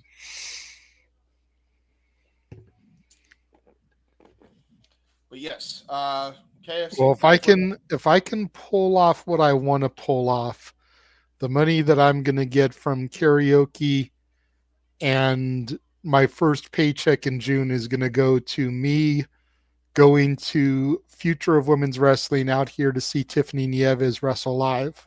Oh, that's awesome. Are you kidding me? Yeah. Oh, nice front face lock there. Front face lock guillotine here by Tom Lawlor. But don't underestimate Manders here. He's a stocky individual. Yeah, I can definitely see him chucking Lawlor like a sack of potatoes, but instead ramming him into the corner post. Bro, looks like look at the way they're sweating. Yeah, dude. I was about to say this dude looks like he tosses sacks of potatoes daily. It's that farmer workout. Yeah. And again into a sleeper now. But brilliant counter. Just tossing him right into the corner. Stan Henson lariat. He got all of it. There's a cover. There's two. And Manders gets the win. Great retention there for the one called Manders off of that Hanson lariat. To your point. Not pretty, but old school and effective. Amen to that. Stan Hansen somewhere smiling ear to ear for sure off of that one. Look at this again. Sending him into the bump. Bam. Snap back bump right on the back of poor Tom Lawlor's head. And that is all she wrote. Congratulations, Manders. The one called Manders. And I'd argue you should go to AEW to join the rest of the Cowboy factions, but they don't even have all the Cowboys in one faction. So, no, but I could see Hangman Adam Page and the one called Manders as a team.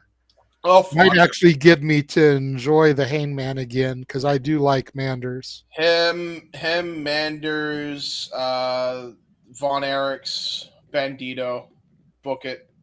And Brian Keith, because he was a bounty hunter. Bounty hunter, yeah. Yep. And let Dustin be their manager. Mm-hmm.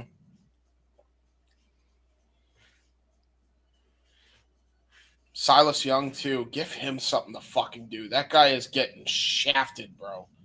I hate it. I like Silas, too. Taking a look at highlights here of Lee Moriarty. Looks like he's going to be up next here as he takes on Marcus Mathers, WWE ID prospect.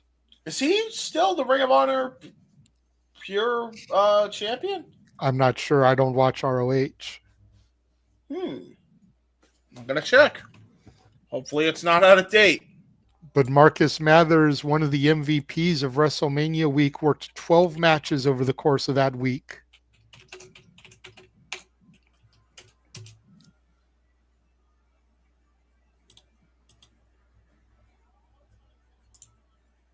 It is still, in fact, currently Lee Moriarty. Holy shit. So we got a Ring of Honor, an AEW talent who is the current Ring of Honor pure champion taking on a WWE ID prospect. And by the way, this dude is not just any ID prospect, probably the ID prospect right now in the game. Definitely one of them. I don't know if I would call him the ID prospect because Cappuccino Jones, Jack Cartwheel, Ice Williams all want to say, hold my beer. I don't know, man. This dude's a stud in his own right, though. He's definitely holding his own. And look at this, man. The crowd going absolutely apeshit for Marcus Mathers. Really quickly, shout out to Walter popping into the chat. It is good to see Walter participating. I know he was just on the No DQ review. They needed somebody to pop in as a standby, and he filled in over there. But we appreciate you coming in here and just letting us know that you're alive and okay. Yes. Hopefully, we will see you on a stream here in the not so distant future because I know Noah could use a partner tomorrow for AEW Beach Break. Yes, And please. then we have Muppets Karaoke this Saturday. Yes. So Yes. hopefully, we will see you at least on one of those, bruv. Also, Walter, DM me when we do, because I miss calling. I just realized, man, I miss calling UFC with you, man. Let me know. I'll see what we got for boxing later. See what's coming up on the docket for that. Dude, Well, and this, if you had waited just a couple of minutes, we'd be seeing him come out with the championship. yep. Dude, this is so crazy. Dude, this is like actually like nuts. This is like some real Forbidden Door shit because you got, Yeah, to your dude. point, Lee Moriarty, the Ring of Honor Pure Champion, which Ring of Honor is owned by Tony Khan, so AEW extension, taking on a WWE ID prospect in Marcus Mathers. But this isn't the first time we have had that here. Nope. The Nope. very Zayda first Steel, Megan Bain. GCW show that I watched had Zayda Steel taking on Megan Bain. I'm kind So, of. and that's a full blown AEW talent, not a Ring of Honor talent. So, and that was one of the matches that really caught my attention with GCW was watching Zayda Steel hit a destroyer on Megan Bain. So Megan Bain is no small chick. I mean, yeah, GCW kind of breaking barriers and making it, cool to work with the opposition here. Seriously, we've got Masha Slamovich, who's a TNA knockout. Mm-hmm. We've got Megan Bain, who works for the company, who's AEW contracted talent. You've got an ROH talent here. You've got a WWE ID prospect here. Like the independents are the true Forbidden Door. Nice show of sportsmanship here to start things off. Lee Wow. Moriarty and Marcus Mathers. Nice little code of honor here by the two people from the rival promotions.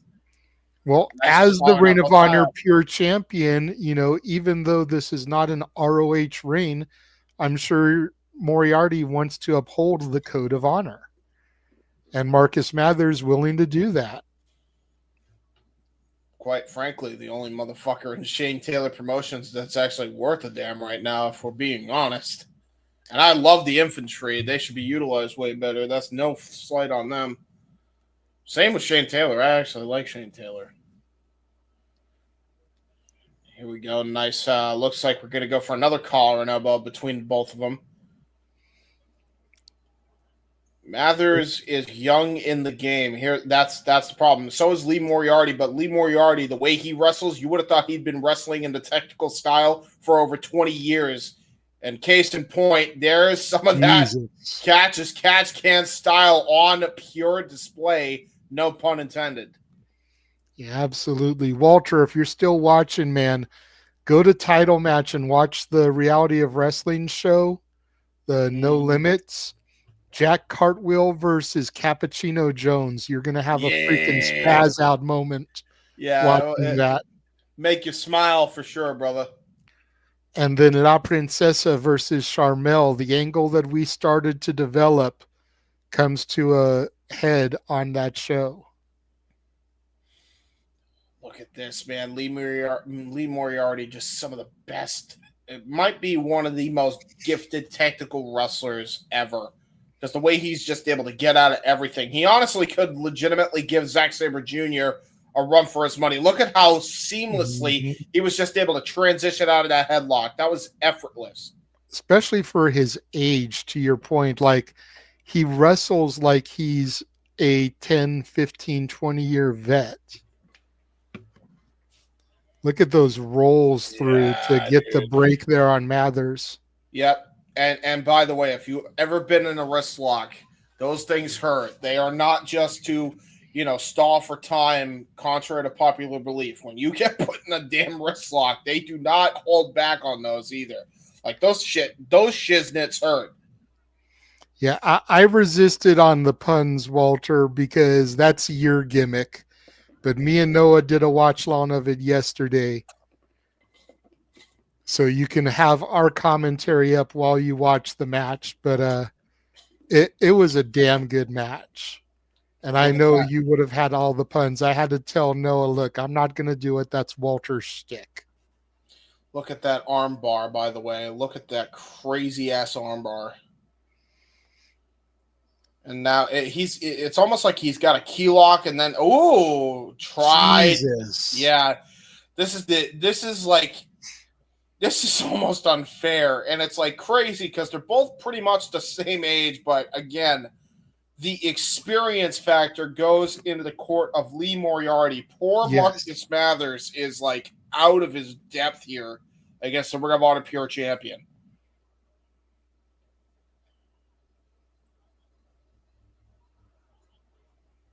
Again, trying to get out of that wrist lock, but like he look at the way he was about to twist it again. The only way he was able to get out of it was to chop his arm, and then he tried to go for a drop kick, and Lee Moriarty basically just got out of it. Here we go. This might be what Marcus Mathers should be doing here, and that's kind of keeping a speed game here with Lee. Yeah, to your point, Moriarty swatted him like a fly when he went for that drop kick. Yep, and now he's actually, I'll give him this. He is keeping an arm drag, but you'll notice this, though. And this is where the technical prowess of Lee Moriarty is showing here.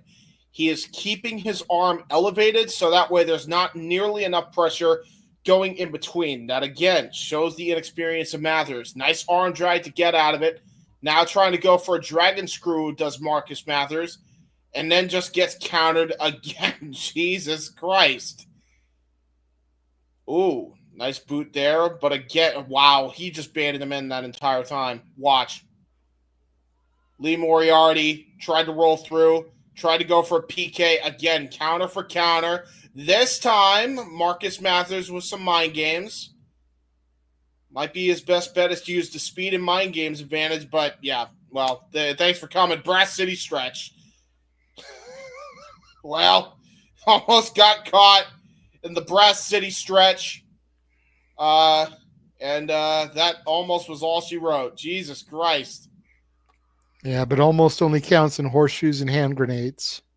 Well, even Moriarty got to give it up to Marcus Mathers there. I think he underestimated him a little bit. And then he kicks him in the arm just to piss him off even more. Like, show me your fighting spirit, kid. Show me your moxie.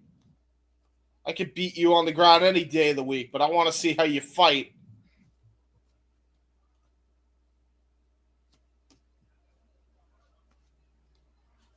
Oh, no! He got baited again! No! No, Marcus, you shouldn't have fallen for it! No! Yeah, like, just everything is a counter for counter. Finally gets a drop kick in. Finally got some offense in after like 10 minutes of this matchup going. Now finally is starting to utilize his speed, which is what he should have been doing from the very beginning. Nice little snap nair into a Swerve's house, into a cover. Finally gets a 2 count. Probably, I believe that might be the first cover of the matchup. What's crazy, James, is that the Reality of Wrestling show that I was just mentioning happened on Saturday, right? The 10th, and this was Sunday, the 11th.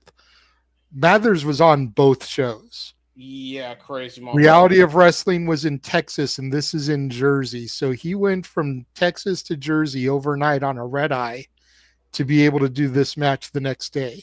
Good for him. That just shows how in demand Marcus Mathers is right now.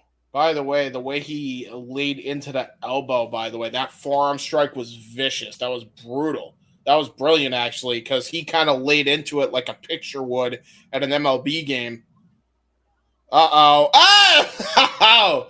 Oh, God! Well, I think Lee Moriarty's done playing nice.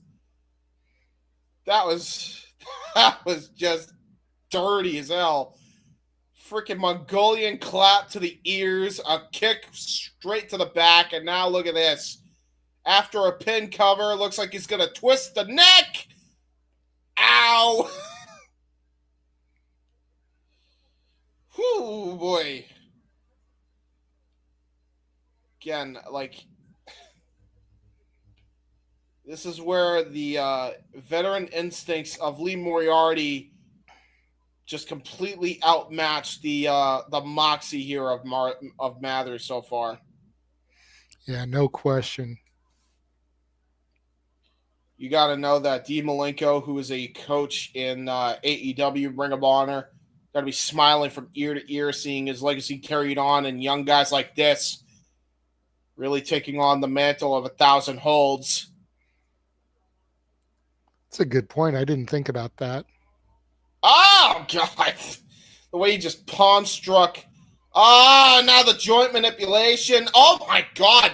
Dude, he didn't just manipulate the phalanges. He just straight up broke them. He tried to snap them off his fucking hand.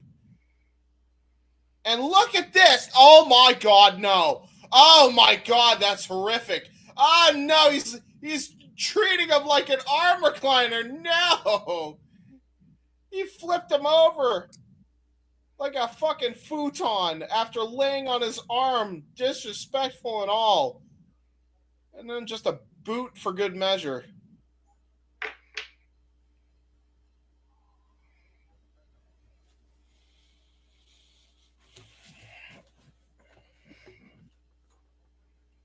Nice back uppercut right there to the back of the head.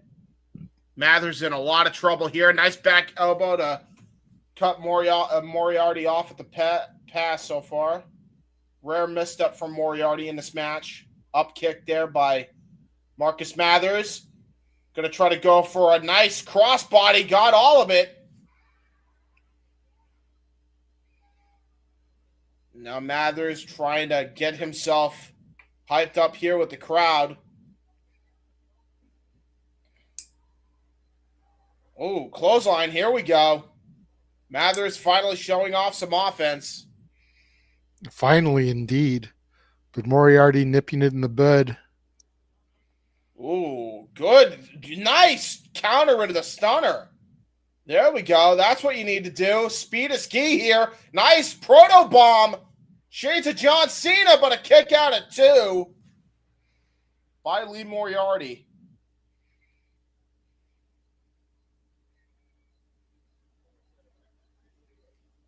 Overall, a great match here from the match we never thought we'd see, really. Although we have seen it a few times, it just doesn't get any crazier when it happens. You almost got to wonder if Marcus Mathers can get the W here. Would that put him in line for a pure title opportunity? Yeah, it would be a hell of a freaking... That would be insane. Nice sling blade, though, by Lee Moriarty. Could you imagine a WWE ID prospect being in line for a Tony Khan's owned Ring of Honor Pure Championship? Jesus Christ. Mm-hmm. Everything would shut down. The IWC would cease to exist. Right? Meltdown would be imminent. Batten down the hatches. Go to your storm shelter. And now here we go. Both guys just trading bombs here. Their own style of bombs here. Oh my God. Vicious headbutt. Rolling Solvat by Lee Moriarty in kind. Tried to go for a high kick. Marcus Mathers trying to go for a waist lock. Got elbow strike right to the head. Nice question mark kick by Mathers. Oh, got caught. Tried to go for a springboard out of the corner. Got caught in a sleeper hold. And now there's the hammer and anvil elbows. And all he has to do now is lock in the Brass City stretch out of this position. It is all she wrote.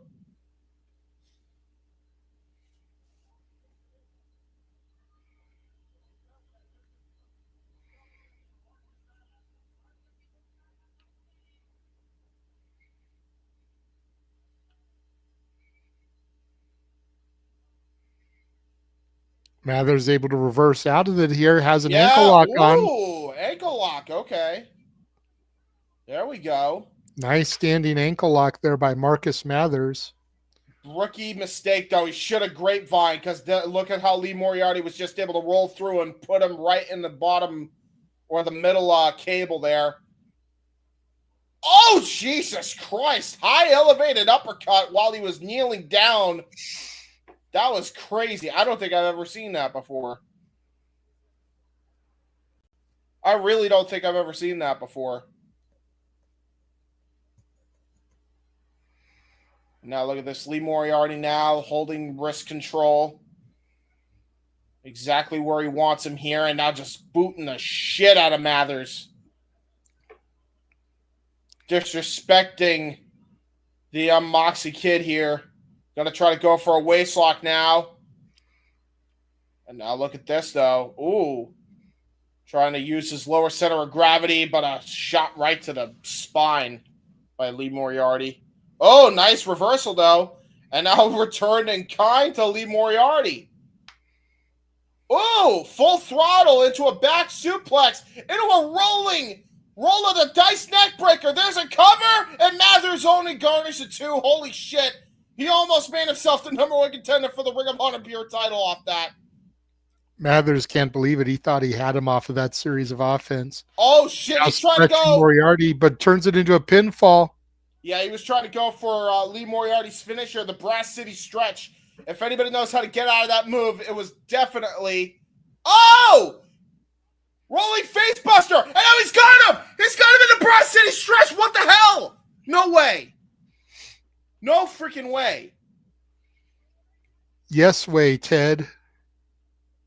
Lee Moriarty trying to crawl to the ropes here. Damn near to him. Can't reach it. Oh, finally gets a toe on the rope. Mathers beside himself. He thought he had it. Finally locked in a submission that could have done some real damage to Lee. Mathers trying to figure out what the heck he's got to do now. Never say never in this industry. We almost just saw another instance of that. Yeah, absolutely. Now Lee Moriarty getting headlocked.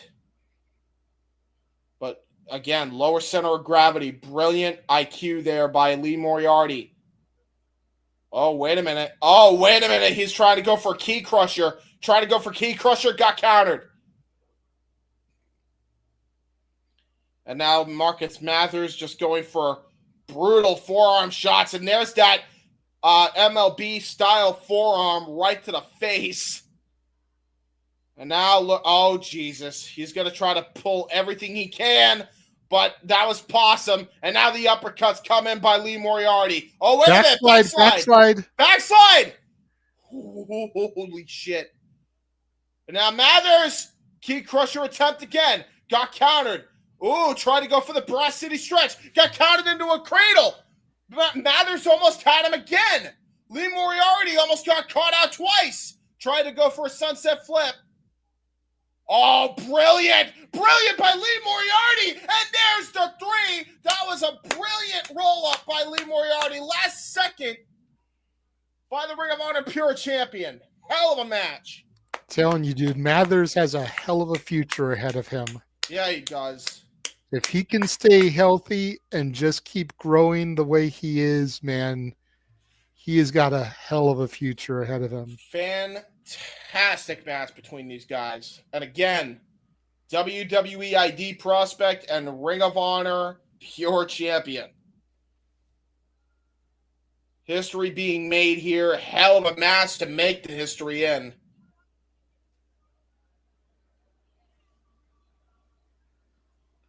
Mathers getting the show of approval here as Lee Moriarty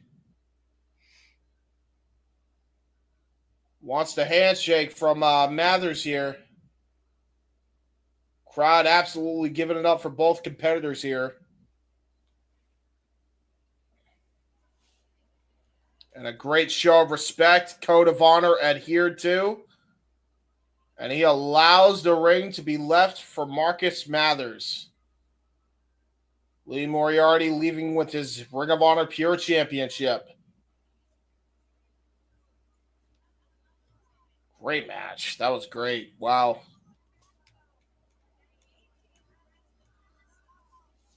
Very, very well done.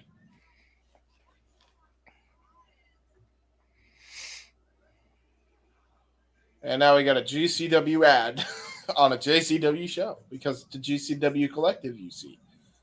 Well, we're going back to Crazy, Scary, Spooky, Hilarious, where Matt Tremont had his match.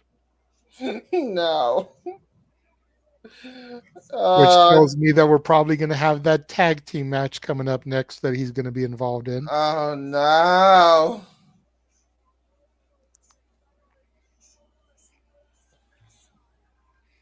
Which I believe that's our semi-main event. Yes, it is. Because all we have left is that and then the title match with Masha and Thatcher.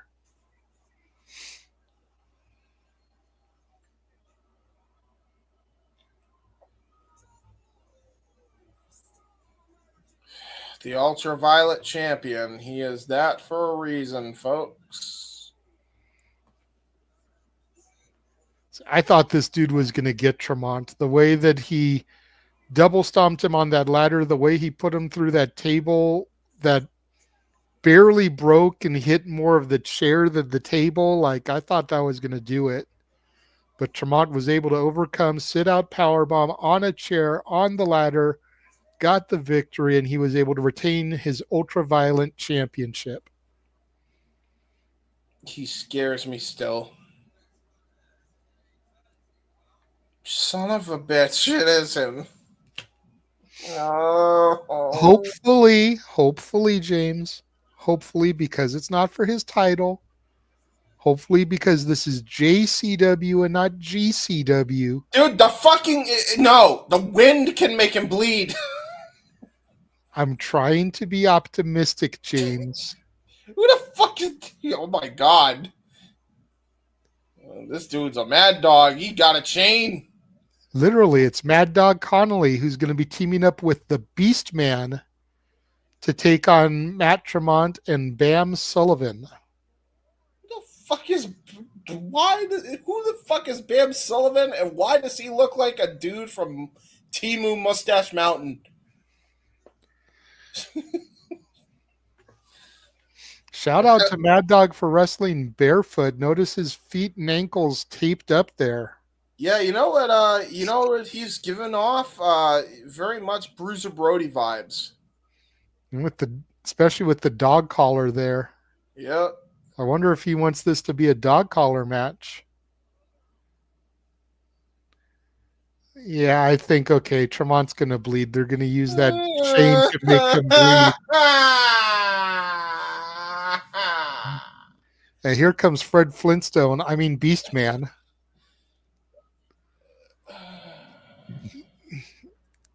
He's part of a modern Stone Age family. Tremont. Here comes Tremont. He's got a pus bubble who will bleed. Tremont. Here he comes now. He's about to bleed all over the ring. That was actually pretty good, James. Thank you. Nice try.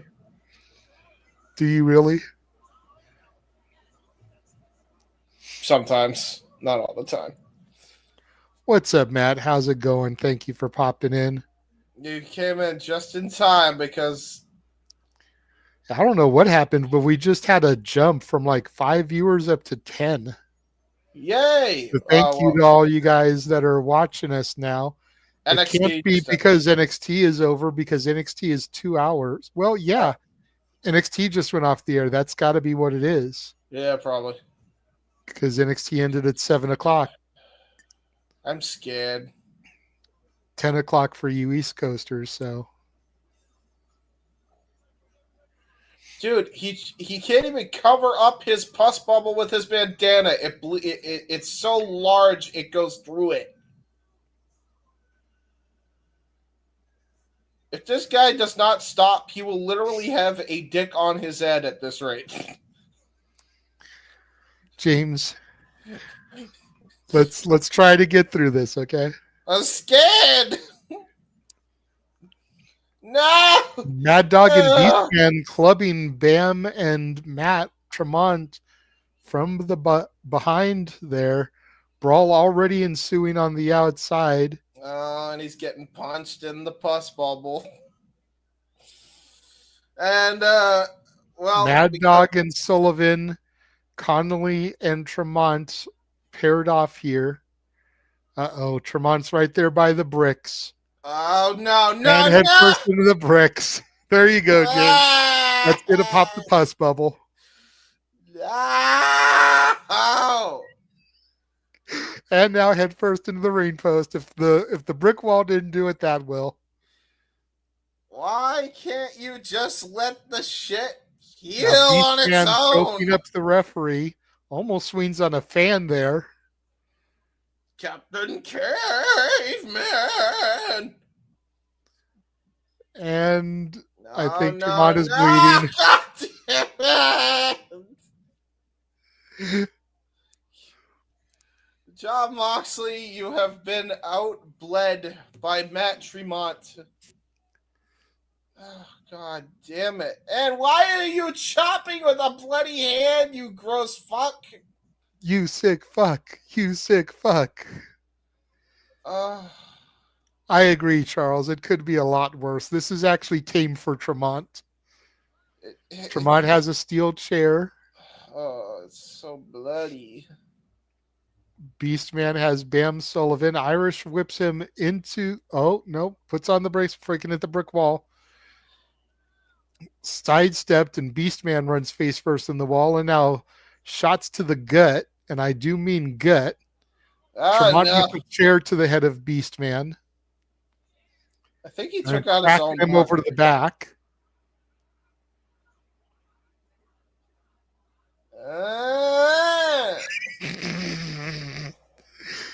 Oh, he's fucking gross, dude. Dude, it's like if Saitama from One Punch Man let himself go and wanted to be a garbage wrestler. Shit, man. Why? Beastman now using his bone to the head of Tremont there. Oh my god. Of course he is. Of course he has a bone. He has a. You know what? I have a bone to pick with this match. He got squashed. Matt Tremont getting squished into Hopefully the he brick doesn't wall. use the bone to open up the pus bubble even more. Dude! You have barely done shit. You have barely gotten hit in the head all that much. Why are you bleeding so profusely? Why are you crying blood? Mad Dog Connelly now sent back first into the brick wall. And a boot Nice. from Bam Sullivan to his face. Bam Sullivan. Oh, God, stop showing him. I wanted to call Bam Sullivan. Tremont is scared. Dude, he's like, you know what it is? You know what it is? He's like the Bastion Booger of blood. Like, The Bastion Booger of Blood. Yeah, there's really no other way to say it, man. He's like, he even has the shape of Bastion, poor guy. At least he's not out there wrestling in a silver diaper. Don't give him ideas. Oh, no. Concerto looks like it missed a little bit. Looked like Tremont caught Bam Sullivan a little bit with his chair. Well, even though he's not Samoan, rule still applies. Never try to hit a caveman in the head. Sullivan and Tremont just unloading now. Going for a little roaring elbow, Jesus. bionic elbow, but Christ. Beastman with a kick to the midsection.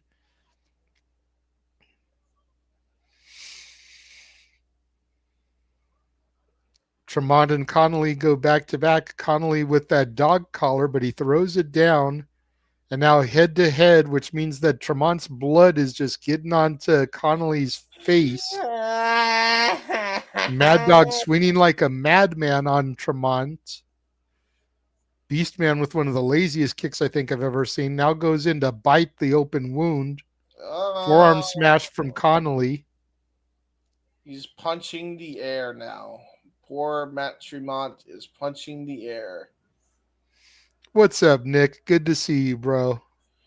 Bro, does Matt Tremont always talk in fucking gibberish? Because I hardly understand half of the shit he's saying. Or is that just like if they press on his pus bubble, does he just start talking gibberish? Yeah, it's like that little button in the back of Talking Dolls that you press and it says a phrase. You press the bubble and he starts muttering gibberish. Yeah, true. Press 1 for English.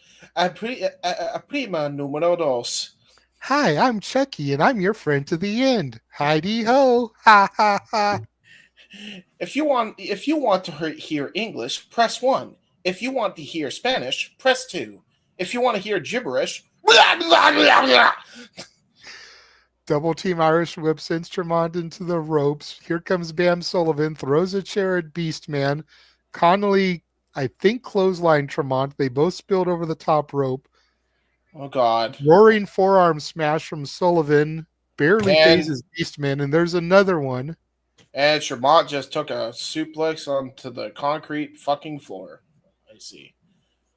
What the fuck was he just took a big boot to the back of the head. Jesus Christ. Poor Mad Dog Connolly. Or no. Usually I get offended by the Bam term Sullivan. garbage wrestling match, but this is very much a garbage wrestling match. There are so many botches and flubs going on right now that it's like, how is this the semi-main event? I kind of am fine with this team, though. I am not mad at this team up. Nice hesitation Nice drop kick into a cannonball there from cannonball. Beastman. That's like Yeah, the best move I think I've seen him do the entire match. I like these two. I like these two a lot. No, keep them away. Thank you. Stay there. I don't want to look at your horrifying face no more. I want to be able to keep my food down. Thank you. Bam Sullivan looks No! like he might be getting tied up in the trio woe here. What the fuck is this? What are they doing? A double team No. of some kind, James. No.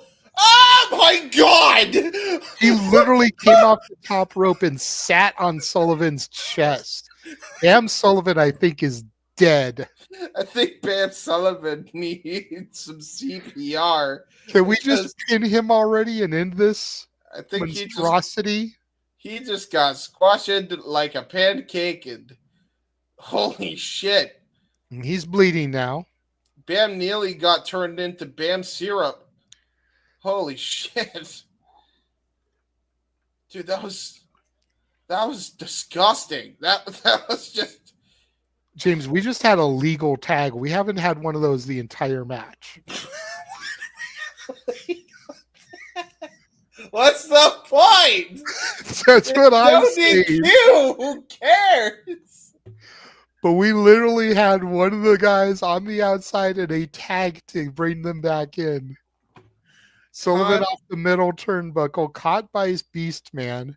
Well, you know how Sullivan throws him into the corner post. Connelly turns him around. Step up Enziguri from Sullivan. Oh no! Here comes Tremont. Hot tag to Matt Tremont for some reason. Why is there legal tags? Why does he have a with a screwdriver or a fork or some kind of apparatus stabbing his opposition? It's a fork. Fork He's you too, James. He's a forking around. Wait, make a left when you come to the fork in the road. Haha, true. Can I ask you something? No, but go ahead. So, you know how and now here comes Sullivan jumping on the back of Beastman, rapid fire stabs with another fork or skewer. Yeah, oh my god, there's two of them! There's two of them! Oh no! I will say this. You know how my jingle is continuity? Ding. Well, in GCW, their jingle is continuity. Oh, no! No more! No! This is not a good, healthy... When they said you were supposed to have iron in your diet, this is not what they meant. No, not at all. You sick fucks. You sick fucks. So which is now worse? They're bringing them over to the other side, the hard cam side, so that those fans can get an up close view. No. This is gross. Forks are meant for eating, not stabbing your opponent in a wrestling match. Charles says he's eating Cool Ranch Doritos during this. It tells you how much he's used to this crazy shit. I'm always gonna cringe. Oh no! Every time. The pus bubble got bigger, by the way. Of course it did. Oh! Death Valley Driver into a power bomb. Beastman breaks up the pinfall attempt. That was actually pretty dope, the way he did that Death Valley Driver into the sit-out power bomb. Yeah, that was pretty good. That was like the spot of the match. Pretty much. Uh-oh, wait a minute. Mad Dog Connelly gut wrench. Oh, my Lord. Suplex. Jesus Christ, a stalling gut wrench. Okay.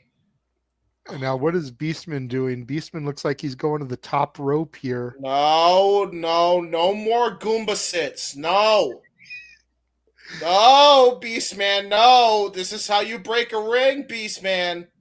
No, Beastman, that's a bad Beastman.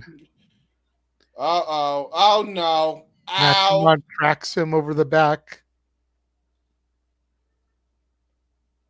What noise was that, Tremont? You want to try that again?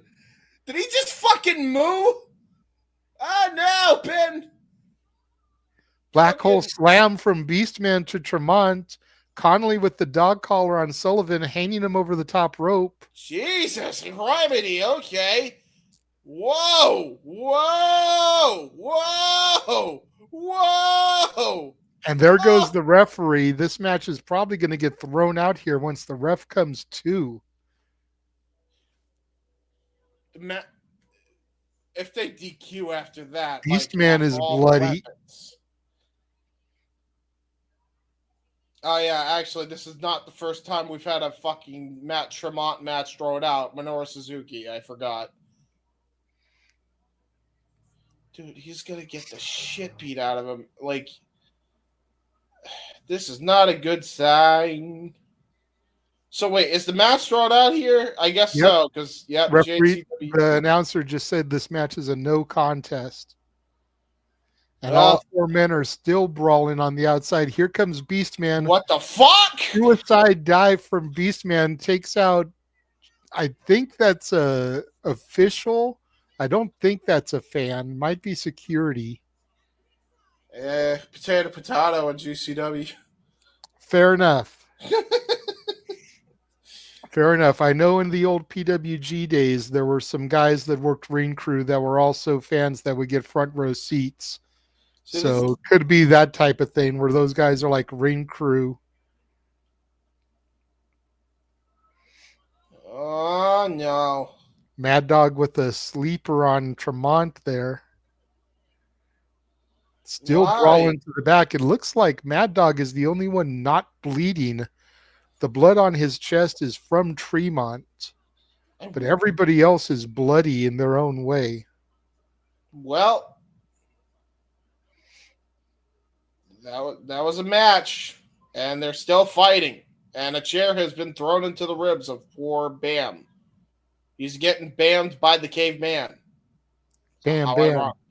Yeah, bam. You want to take it from here, Emerald? Bam. You want to take it from here, Mick? Bam.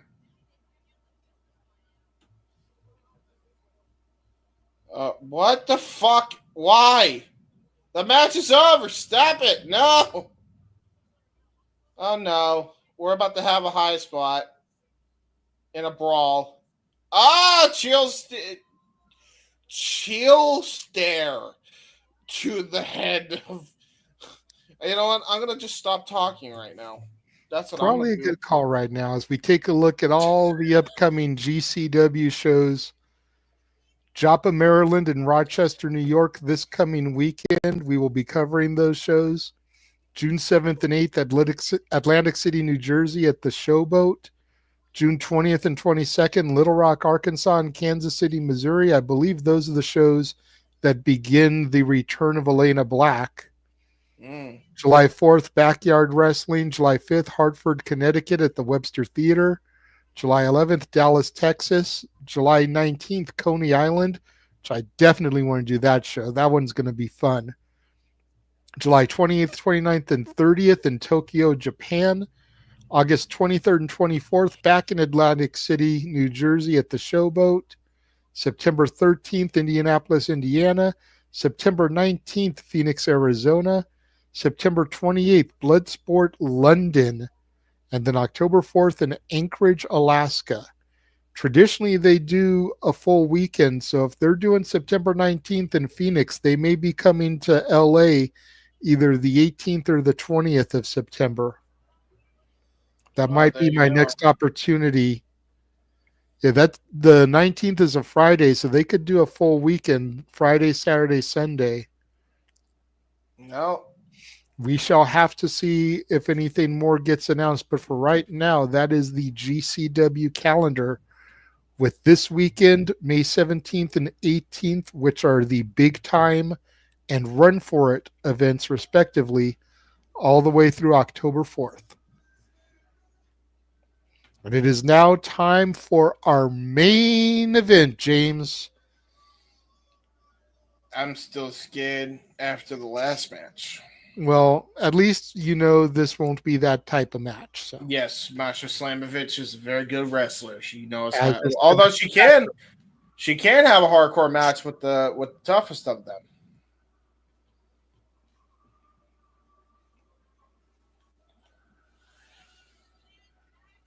We about to get a technical clinic though between these two because it's Timothy Thatcher and Masha Slamovich. mm-hmm.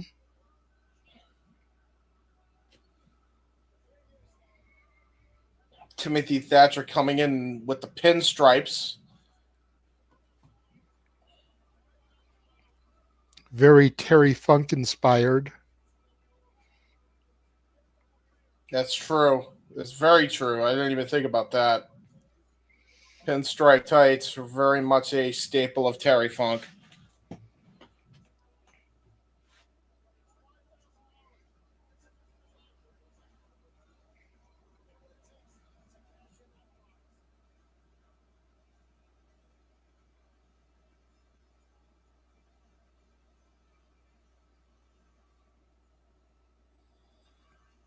Yay, Masha! Woo! Asha Two Belts, the current reigning and defending TNA Knockouts champion and JCW World Champion. And of course, it is the JCW title that will be on the line for this match. A lot of fun tonight, folks. I mean, they're going to kick the shit out of each other, and we're going to enjoy it because we're sickos. Well, I don't claim that title, sir. We are fans. I'll just leave it at that. Yeah, that's also fair. I don't claim the sicko title. I ain't okay? I ain't a sicko. I ain't a wacko. I am a fan. I am a mark. You're yakko. I'm wacko. We just need Ashes our dot. Because we're animaniacs. And we're zany to the max. True. Here we go, folks. Does that make Walter and Noah Pinky in the brain? Yes. Who's who? Yes. No, serious question. Because there's a theory that Pinky's actually the smart one. Because Pinky always ends up foiling Brain's plans. So there's a theory that Pinky's actually the genius of the two and Brain's the idiot.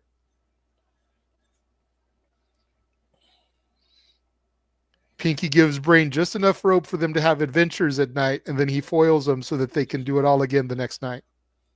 What? That sounds so mad out of context, and with 24 hours of no sleep, that sounds even worse. Pinky gives Brain, and then they do it again the next night. Here we go. Masha Slamovich, headliner for May Flowers. And Mothers actually got into this show for free, James. Stop what? I didn't say shit. You didn't hear anything. Oh, we heard all of it, James. This is being broadcast live across 5 channels. This is true.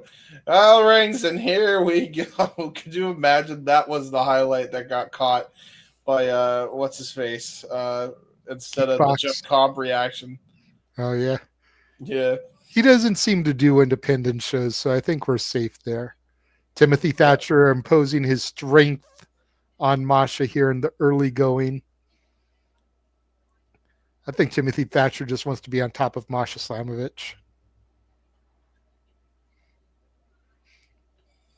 I couldn't believe I was the last person. I was the main event of that video. What the fuck? Dude, you lost your shit, okay? I did. Yeah, because I was like, holy shit. I called Jeff Cobb, and here I say his name, and he appears. It's Jeff Cobb. Nice pinning predicaments there by Thatcher using his vertical base and his length advantage here. Well, yeah, no shit. I mean, he kind of has a weight advantage too. Like, this guy is kind of beefy. He's really not that beefy. He's lean, but he's tall. He's more lanky than he is beefy. Oh no, Masha's getting attacked. We don't like this. This is not a fun time. Well, actually, for Masha, the funny thing I was going to say, the funny thing is, I think Masha enjoys it. Yeah, Masha. She seems to be a pain for pleasure type of chick. Well, her and Killer Kelly in that short-lived run definitely proved that. And yeah, nice bridge out there by Masha. Thatcher goes for another pin attempt. He grabbed the toe, just stretching Masha like crazy. So, yeah, you remember what I said about Lee Moriarty and Zack Sabre Jr.? Well, meet the grandfather of those two.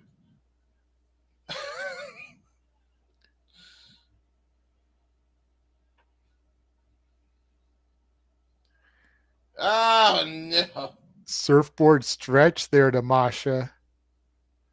Into a pinfall. Wow. Wow. Count. That was a brilliant pinfall. Dude, he turned a surfboard stretch into a pinfall. I don't think I've seen that ever. Uh-oh, got drop toe hold. Masha trying to get some offense here. Pick up the pace.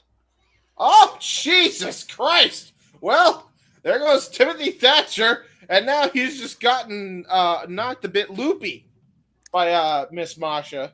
Something to keep in mind here, James, is Timothy Thatcher is also a WWE ID prospect. Despite his veteran status, despite the fact that he is an original Evolve champion, he is a part of the WWE ID program.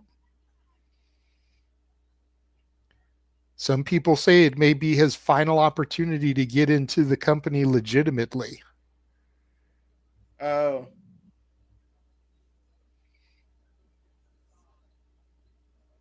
Okay. Sure, that's very confusing. Knee to the kidney of Masha. By the way, I believe he was part of the Black and Gold NXT. That wasn't my era, so I'm not positive. James can speak on it. Yes, he was. And yeah, that's crazy. Okay. I thought he was there. Oh, no, that was Rich Holland. Got it. Huge scoop slam. Misses the elbow drop, though. Masha rolls out of the way. By the way, I know I didn't say my usual catchphrase, but I am fucking exhausted. And yeah, me want to go memes after this is over. And I don't want to stress myself out too much after. He wants to dream of Matt Tremont and his blood pus. Fuck off! No, I don't. When they said wet dreams, that's not the wet dream I thought of. Especially the red ones, okay? No. I don't want to swimming in a sea of red Skittles. No! No! No. I don't wanna. You don't wanna? No. That's where nightmares happen.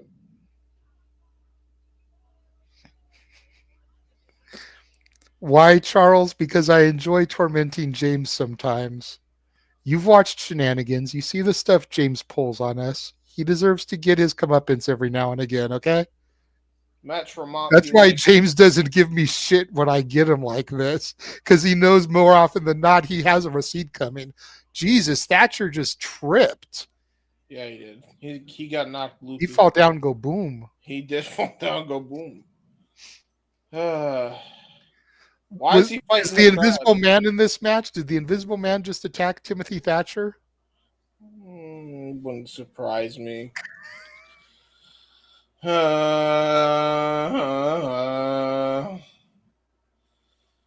What's Matt Tremont's favorite saying for the blood? The blood. Taste the blood. Because he speaks. What's Matt Tremont's favorite movie? I don't know. Blood In and Blood Out. Yeah. Dude looks like he's got a fucking. You ever heard? Do you remember the what the fuck was it called? The grunge. It's like he's got the grunge on top of his head.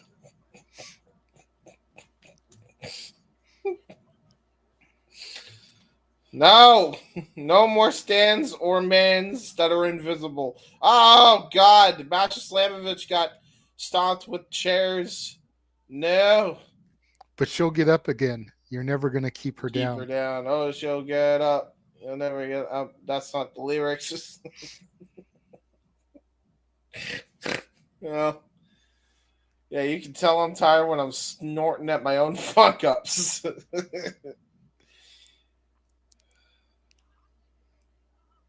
Thatcher trying to suplex Masha. Masha counters. Shots to the gut. Nice snap suplex from Slamovich to Thatcher there.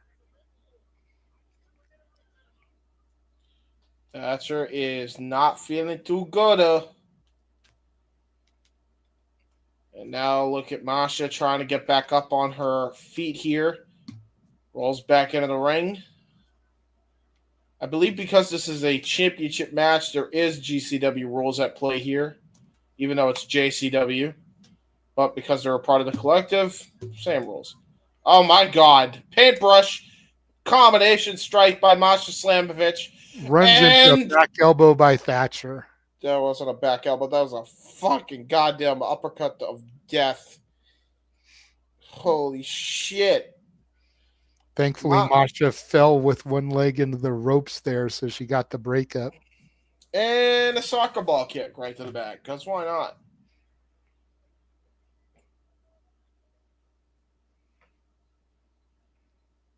That would be cool, Charles. I didn't know about this bounty on Masha until we saw that video package earlier. It would be cool if we got a reveal as to who's behind that tonight. It would make the show worth something. Yeah, not that it's been a bad show, but very little storyline development. So to get some kind of reveal there to propel the story would be cool. There was that something that happened with Tremont and the caveman people. Unless they just do what they did with Minoru Suzuki and never mention it again. Which they've done in the past. Like, it seems like the two biggest stories going right now are the Atticus Koger, KJ Orso thing and KJ Orso's new evolution and this bounty on Masha. I'm not mad about it. Gut wrench time. Slammer with the gut of the wrench. Hooks the leg, only gets a 2 count. I love how the ring announcer literally just went to pack his bags and he's fucking off from the arena, or at the very least just chilling in the audience. Well, I mean, all he's got to do is declare the winner of this match, and then he can bounce. Show's over. Yeah, I guess so. He could go do homeless swag things. Why homeless swag? Dude, he looks like a homeless dude that rocks the craziest swag. I mean, that's why I call him. Because he's got some awesome tracksuits. Like, damn, yeah, dude. That's hey, listen. cold-blooded. And listen, It's not that he wears tracksuits. It's the fact that he looks like he does while wearing tracksuits. Nice spike pile driver there from Thatcher to Slamovich. Hooks the leg, gets one, gets two. Masha kicks out. I'm sure he has a home, by the way. Folks, but although, yeah, Yeah, James, what's your issue with tracksuits? I have no issue with tracksuits. No issue with First, tracksuits. you hated on him for having the Team Angle ones. Now you're calling him homeless because of the ECW one he's wearing tonight. Like, damn, bro. What did the tracksuit do to you? I'm not saying I have no issue with tracksuits. I'm just saying. Listen, it's okay to wear tracksuits. It's okay to look like he looks. It's fine. I'm just saying. I'm just pointing out a fact. But it's not a fact. You're speculating. You're speculating that he's homeless because of the way he looks in tracksuits. Yeah. Okay, this is fair. But, I mean, there's some validity there somewhere. Tracksuit. I am no tracksuit hater. Thatcher swinging at the air there after Masha rocked him with those kicks. Why are you swinging at the air, you weirdo? Oh, double kick. Mule kick by Masha. Nice rising knee strike. Yep, this is vintage Masha. Yakuza kick to follow. Jesus Christ. What? Nice rolling copper kick. Even Nick had to pop in after being silent for all this time, calling you a tracksuit hater. Well, to be fair, I also don't own a tracksuit. So if I were to wear one, I would also look like a homeless tracksuit wearer. To be fair. I mean, the beard, the hat, I'm just missing the tracksuit. Masha's looking for a pile driver or a power bomb of some sort. Thatcher too strong still. Rising kicks to the face. Tracksuits are basically onesies without the onesie. There, I said it. Fight Thatcher with a back body to Masha. Back body? Yeah, back body drop. The drop. Again with homeless James, LOL. Well, I mean, look at this beard. Look at it. I mean, I'm not homeless. I got a roof over my head. I'm doing a fucking stream inside, but I look homeless, so, Uh-oh. And smacking Masha across the face. Jesus. That's kind of rude. That's very rude. I guess equal rights, equal fights, and a nice spin kick by Masha, a nice head kick by Masha, and a pile driver. Jesus Christ. Uh-oh. I think that was a big, big mistake by Thatcher. Shouldn't have slapped her.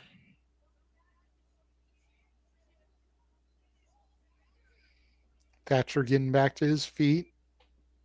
Maybe not. Collapses. It's over! He's out. Holy shit! Thatcher loses to Masha Slamovich. That was a hell of a match, by the way. Even though I was goofing on a guy with a tracksuit for most of it. Very, very good. Very one-sided, but still solid. I believe both of these guys used to be a part of Ring Kampf, by the way, which was Gunther's old faction in the Indies.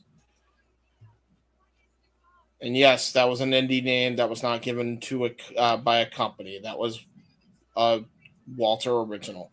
Not our Walter, the Gunther Walter. And we are desperately out of time, JJ.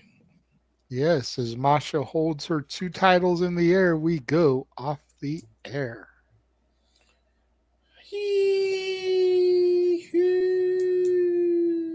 I can sleep now. Solid show. Very good show. Very good show. I actually enjoyed myself. There was a lot of great matches, great talent on the show. Absolutely. And it doesn't end there, as tomorrow night, the Simple Man Noah Foster will be covering AEW Dynamite Beach Break. Who will be his commentary partner? You're going to have to tune in and find out. He Because might James solo. can't do it.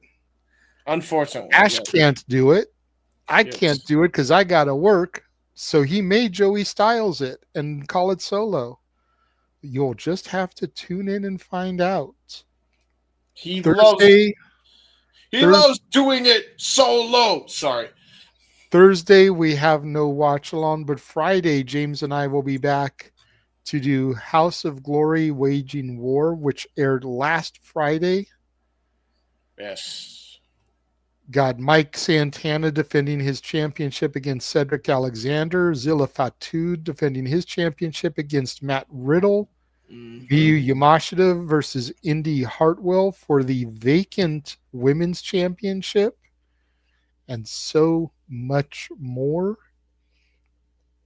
Then on Saturday, we have GCW and our Shenanigans monthly karaoke, the music of the Muppets. And Sunday will be another GCW watch along. 2 GCW shows this weekend. Yes, sir. We got a lot of content, folks. Lot of content. But we can't do this without your support. So make sure you guys thumb up the video. Make sure you guys subscribe across all 5 channels if you're not already subscribed. Rage of Wrestling, Batty for Wrestling, J. Hebert Side 95, N. Foster 1916, Casa D18 Studios. Make sure you guys super chat or super sticker to show your support. You can do it even once the video has ended. You can go back and retroactively do it, or super chat donate to karaoke come Saturday night. The only way we make ass of ourselves by singing is if you guys donate to the cause. So make sure you guys are there to support us. Donate for me to try chicken and waffles. That's right. Maybe James will do a live stream eating it. I actually might, I might pull a Cody Chow's and eat it on stream. Nick tries things. Do like Hannibal. Oh, this thing. Oh, yeah. True. I'll do that for sure. Although I'll buy have it, bring it home, and be like, okay, James here, and I'm gonna try KFC's chicken and waffles. That's the most boring title ever. James tries things. James tries things. James it's a spinoff. Yeah. I am Hannibal. I am Hannibal number 2, James the Heb Man Hebert, and I am doing James Does Stuff. It's a spinoff. Yeah, sure. Every good sitcom has a spinoff. Some have more than one spinoff. Happy Days had Laverne and Shirley. It had Joni Loves Chachi. It had Mork and Mindy. I Need to Go Sleepy. That wasn't a spinoff. That's my favorite. Thank you guys for all you guys that joined us and tuned in. There are still 7 of you watching us right now, and we greatly appreciate it. Thank you. Again, make sure you guys tune in tomorrow for AEW Dynamite Beach Break. Yes. Which will be main evented by Jon Moxley versus Samoa Joe for the title inside of a cage. So that should be a good show. And until Friday, when James and I will be back here for House of Glory. Thank you for watching. We will see y'all next time. Bye-bye, everybody.